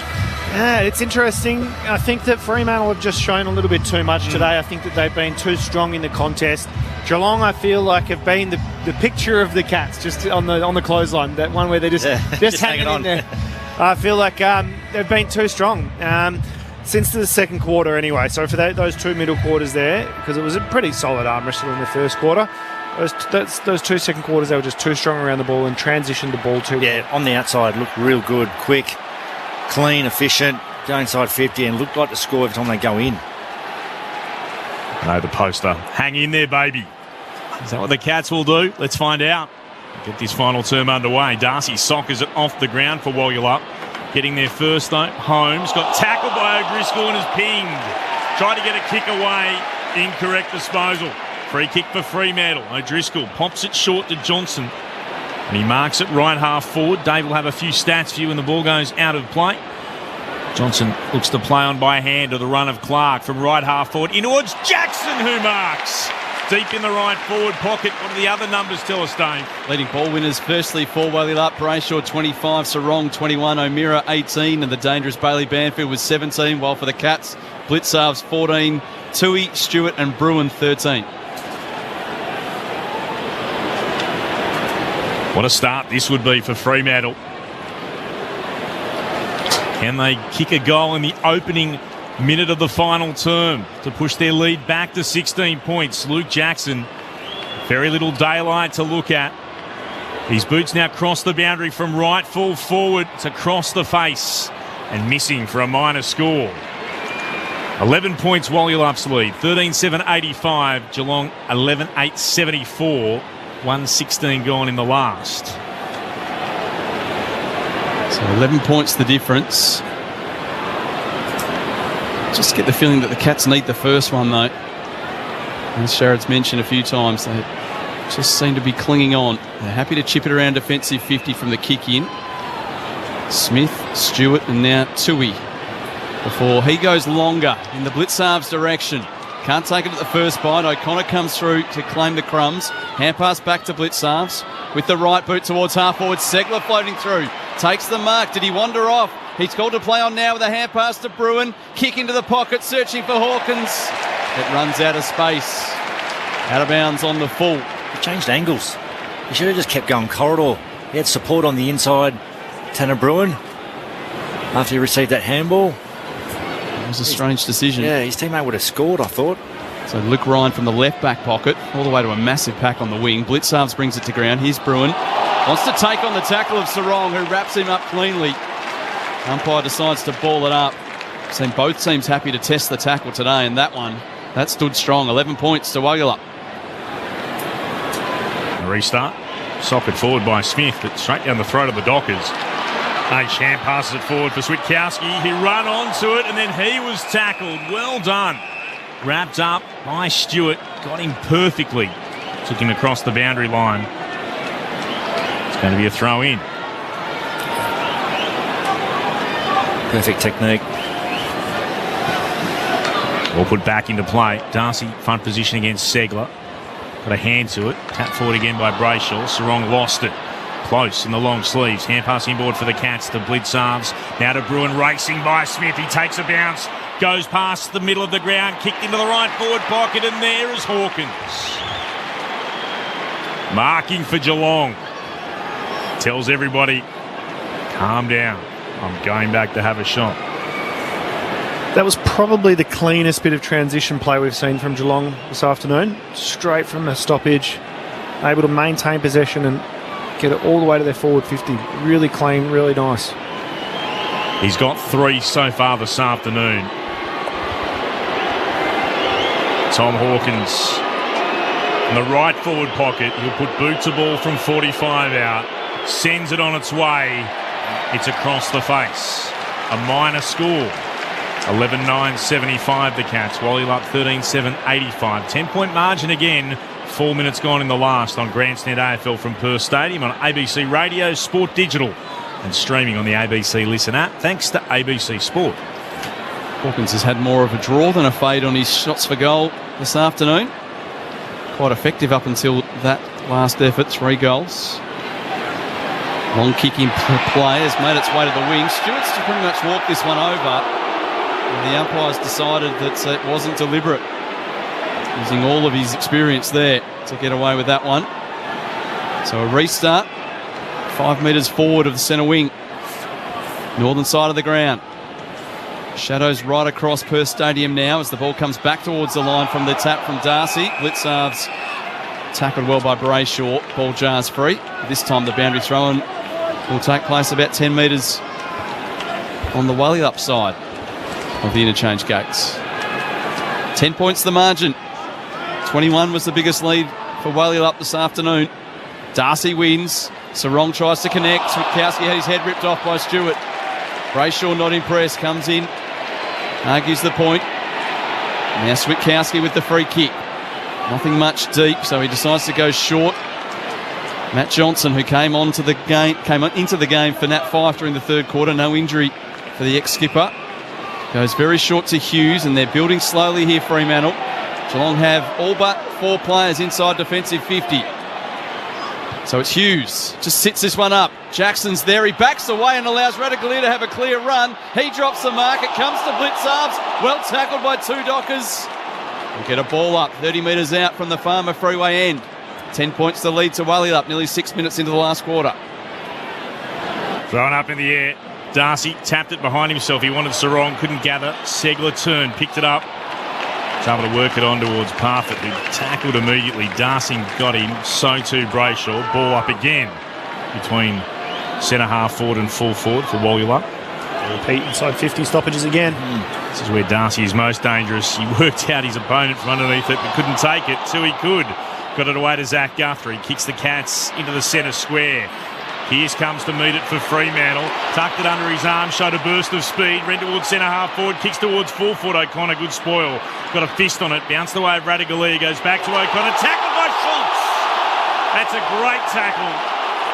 Over the boundary line went the ball. It wasn't a free kick despite the protestations of the Fremantle supporters. But it's a terrific tackle anyway by Lockie Schultz. Intent. Bit of problems here for Michael Walters, who's down. He's on his haunches and he's calling for some help. He was beyond the boundary. Ball put back into play. Walters back into the fray. He's got it again now after giving it from Sarong. It comes from Walters on in turn to Brayshaw. Snapped around the body to full forward. Jasny thumps it through from just to the right of the goal square. Minor score as far as the Dockers are concerned. What is the concern for Walters? Is he still out on the ground? Yes, he's still out there. 13-8-86 Wallyup, 11-9-75 the Cats. Might have just copped a short knock for a moment. 8 gone in the last. Stewart takes his ground and then kicks long towards half-back and beyond that position with a bit of help here from Parfitt, who slaps it to his own advantage. Knocks it all the way to the wing. Cox lets it go between his legs. It comes to Henry. Hand pass away to Tui. Hurried kick across the body. Awkward bounce for both Cameron and Pearce. That was a flick pass. And the crowd noticed it and so did the umpire. You might see that in State of Origin in a couple of weeks' time. It was quick hands from Hawkins, too quick for it to be a hand pass, so Pearce gets the free kick. Gives it away to Ryan and then he kicks to Clark and they've switched it to the right back pocket for O'Driscoll, who awkwardly floats the kick in the air for Walker, but there was enough time for him to get it just before Myers closed down the space. The next kick goes to O'Meara, just backward of the wing on the southern side. Fremantle quite measured in this ball movement. O'Meara's short with his next kick. Gets it to Hughes. Another chip pass to O'Driscoll. Wallyup have made it to the centre line now. They lead by 11 points. 8.5 minutes into this last quarter. We're still waiting for the first goal of the term. It's becoming more and more important the longer it goes. A long kick to half forward and Jasny in the middle of the pack. Strength, horrible kick inside. Diving effort from Smith. He's knocked off the footy. Can't take the mark. Fumble from Schultz. It goes out of play. Wallyup will be very pleased with that. Dangerous play from the Cats, and now it's a stoppage. Boundary throw-in. 25 metres out from goal for Wallyup, their crowd. They sense a moment here. Up by 11 points. Shot of Lockie Schultz on the big screen. Cheers for him. Darcy flicked it over his head from the restart. Couldn't find a teammate. O'Connor's going to be tackled here by Brayshaw. Still in the right forward pocket for the Dockers. Another ball up. Huge opportunity right now for Fremantle to go 5-5. If they can maintain this lead from the restart again. Nevitt's able to get a kick away. Down towards Aish. Was he taken high? Yes, he was. And he'll get the free kick in the right forward pocket.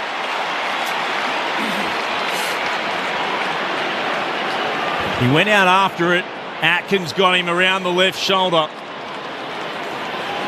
Aish will be kicking from 45 out. He'll start hard up against the boundary. It was a delayed call, I thought. Was there. Umpire in the middle. Was he non-officiating? Yeah.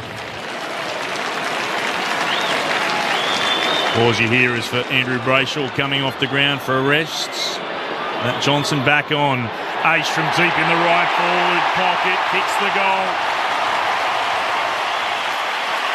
It's a lovely strike of the football. It's an oh-so-important goal for Fremantle.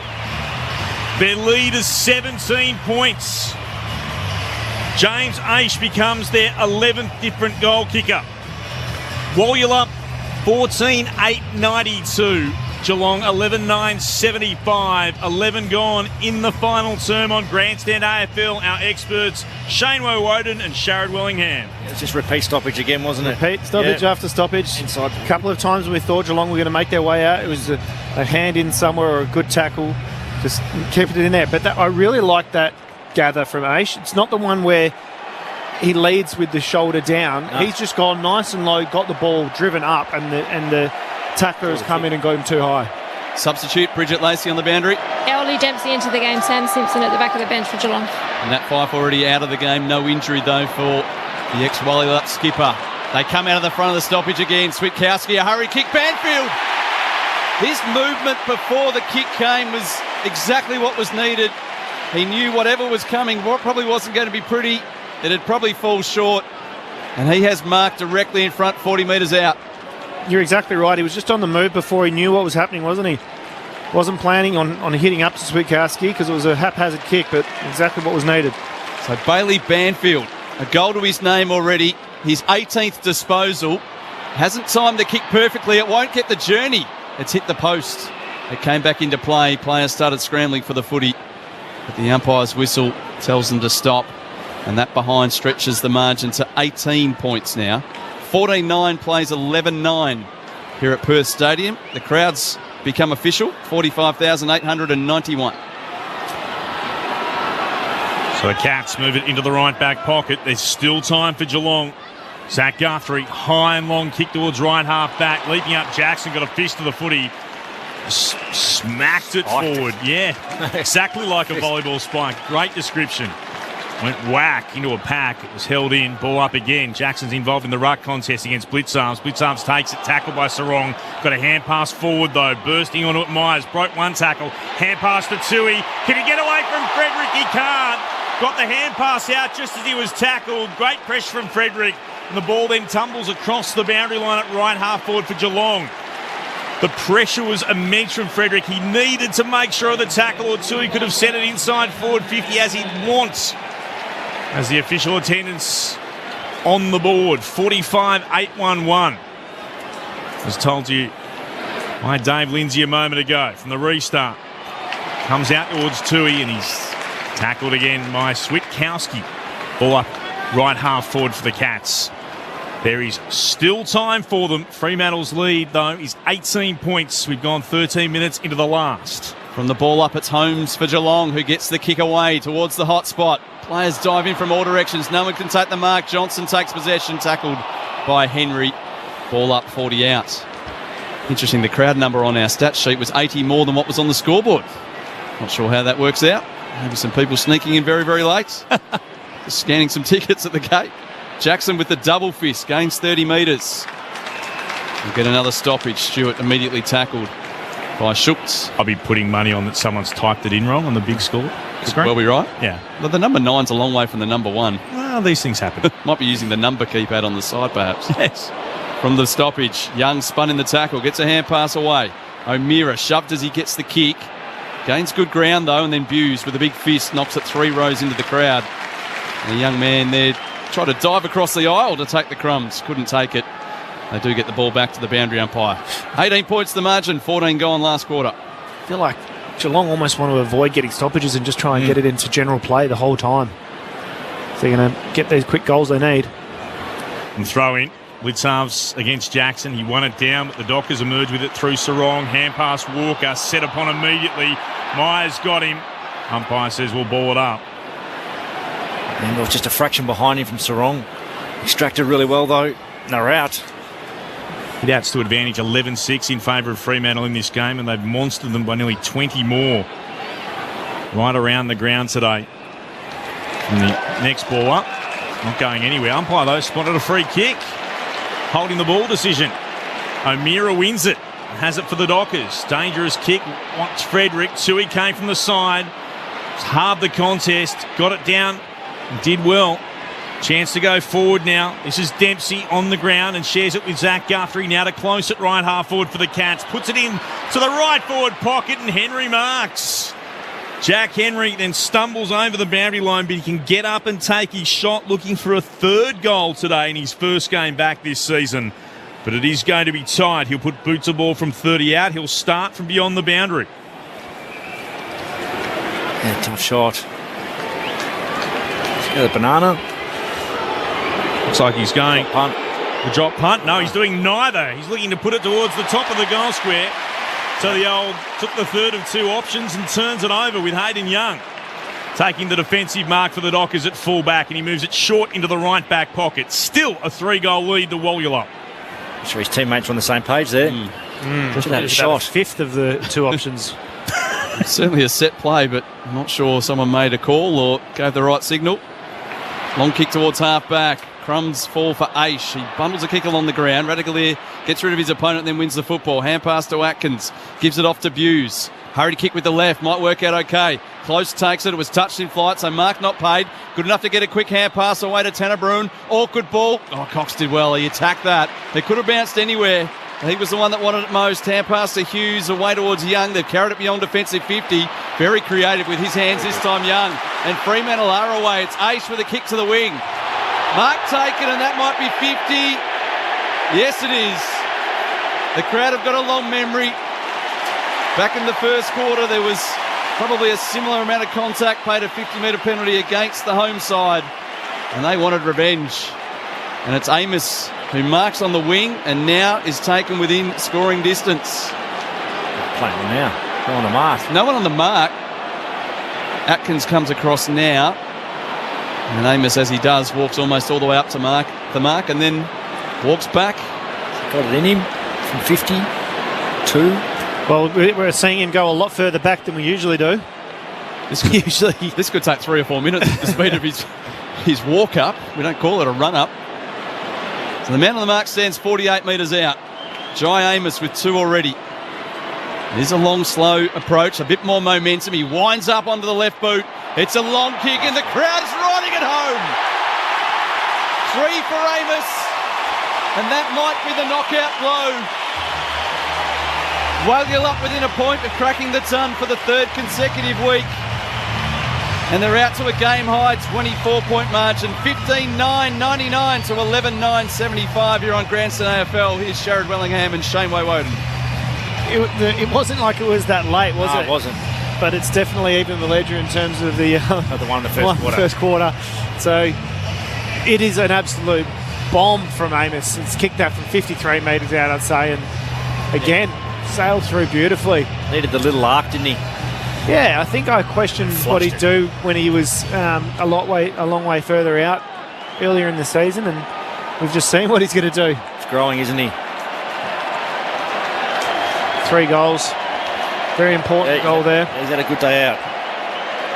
The restart, one down by Darcy.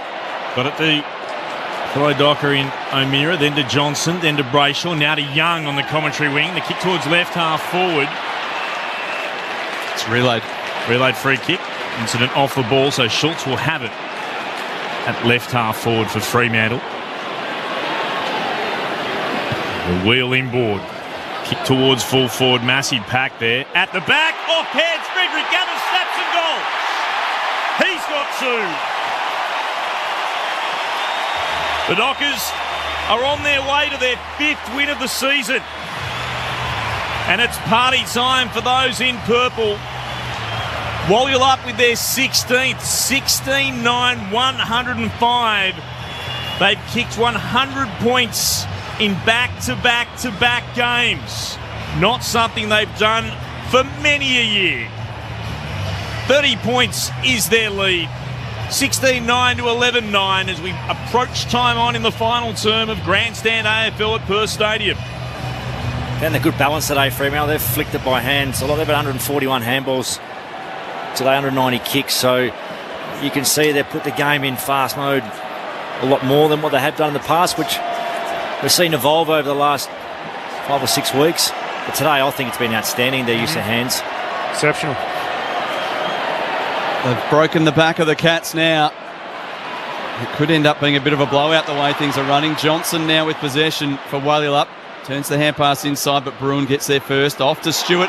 Really run down there by Sarong. Forces the kick to drop a bit short. Allows Clark to come in and make the spoil. Takes possession. Tackled front on by Cameron.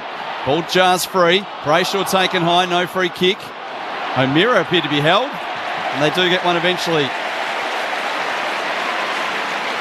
So O'Meara at his third club now and running himself into some form. Approaching the midway point of the season. Fremantle kicking nicely down the boundary line, getting to Schultz, and then the kick inside to Switkowski on the centre line, taking the mark. Has Young cruising by, receives the hand pass, kicks to the lead of Amos, it clears him. Banfield had an opportunity and dropped it. Amos mops up. Hand pass was searching for O'Meara. Good strong body in the contest. Slaps it out to Schultz. Pokes a little kick to the chest of Banfield again. And Bailey Banfield could go back to have a shot for his second goal. A couple of good just 1%ers in that passage of play. O'Meara was a really good one where we could see just bodied the Geelong player and tapped it to Schultz, I think, who was running past. Just smart, intelligent, 1% of play that just makes your team so much better. Every quarter in this game, the Dockers have kicked at least a run of 3 goals in a row. Banfield was trying to stretch this one out to 4, but he's missed. And the margin extends to 31 points. 16-10 plays 11-9. 22 minutes gone in the final quarter. Cats go short with the kick in. Smith to Guthrie. Hand passed it back to Smith. Kicks to Cameron, who marks and plays on from left half back. Kicks down the southern wing. Dockers had the numbers in the contest. 3-on-2, and Pearce, the tallest player there, took the mark. Dockers captain goes short to O'Driscoll. Last time Fremantle kicked 100 points in 3 consecutive games. Rounds 21 to 23 of 2014. Said it was a long time ago. Freo have it still at right half back. They'd sent it back to Ryan, who sent it back again by foot to O'Driscoll. Hard up against the boundary. It goes back down the southern wing. Banfield thought he had it. Stolen away by Jackson. Gave it by hand to Brayshaw. Hands it to Frederick. Back to Brayshaw. Clever hand pass. Bounced it into the ground to Sarong. Hurried kick. Went off the shins of Kolajasny. Couldn't take it. Banfield picked it up. Kolajasny with the tackle. Ball jarred out. Bruin with an opportunity here to give it to Smith. For the Cats up the middle of the ground. He's able to find Henry. Hands it to Stengel. Oh, good tackle at the back. Holding the ball. The free kick coming the way of Young. And he's got it at centre half back. And he'll look to flare it out towards left half back for the Dockers. And Johnson marks. Their lead is 31, 23 gone in the last. Walyalup leads Geelong on Grandstand AFL at Perth Stadium. Dreamtime at the G coming up for most of you on ABC Radio. And there's also, of course, the Q Clash, Brisbane versus Gold Coast. The Dockers are going to move to 5-5. The Cats will fall to 5-5 as they try to defend their title. The Dockers have switched it to the southern side wing, and O'Driscoll, who was a bit of a spark early, wasn't always effective with his disposal, but certainly got involved, gave lots of energy for his side. He goes backwards to Ryan once more. Short offer from Clark is ignored. So the longer switch is on for Hughes. Puts his hand up there to shield his eyes from the artificial light. It's taken over here. And the crowd, despite the fact their team are called Walyalup, still going with the Freo chant this afternoon. And they've enjoyed themselves here at Perth Stadium. And their team is running into some form. There were some big question marks 3 or 4 weeks ago about this side. They knocked off a couple of teams that are struggling at the moment, but the Geelong Cats have come across. They'll be sent home without the points as this kick goes down the line. Off hands, it's out of play. They are missing quite a few key players. Geelong, Dangerfield, Duncan, Cam Guthrie, Stanley and Rowan amongst those. But it's a very impressive performance from the Dockers, 31 up. They've got the Demons next week at the MCG, the Dockers. Chance to really get their season cranking. As at left half forward, Aish puts it up into the air. Mark defensively inside his back 50. Taken by O'Connor, kicks into the middle of the ground. Walker flew, couldn't mark, spills out to the side. Chance for Johnson, kicking towards Darcy. He does give away the free kick for a push.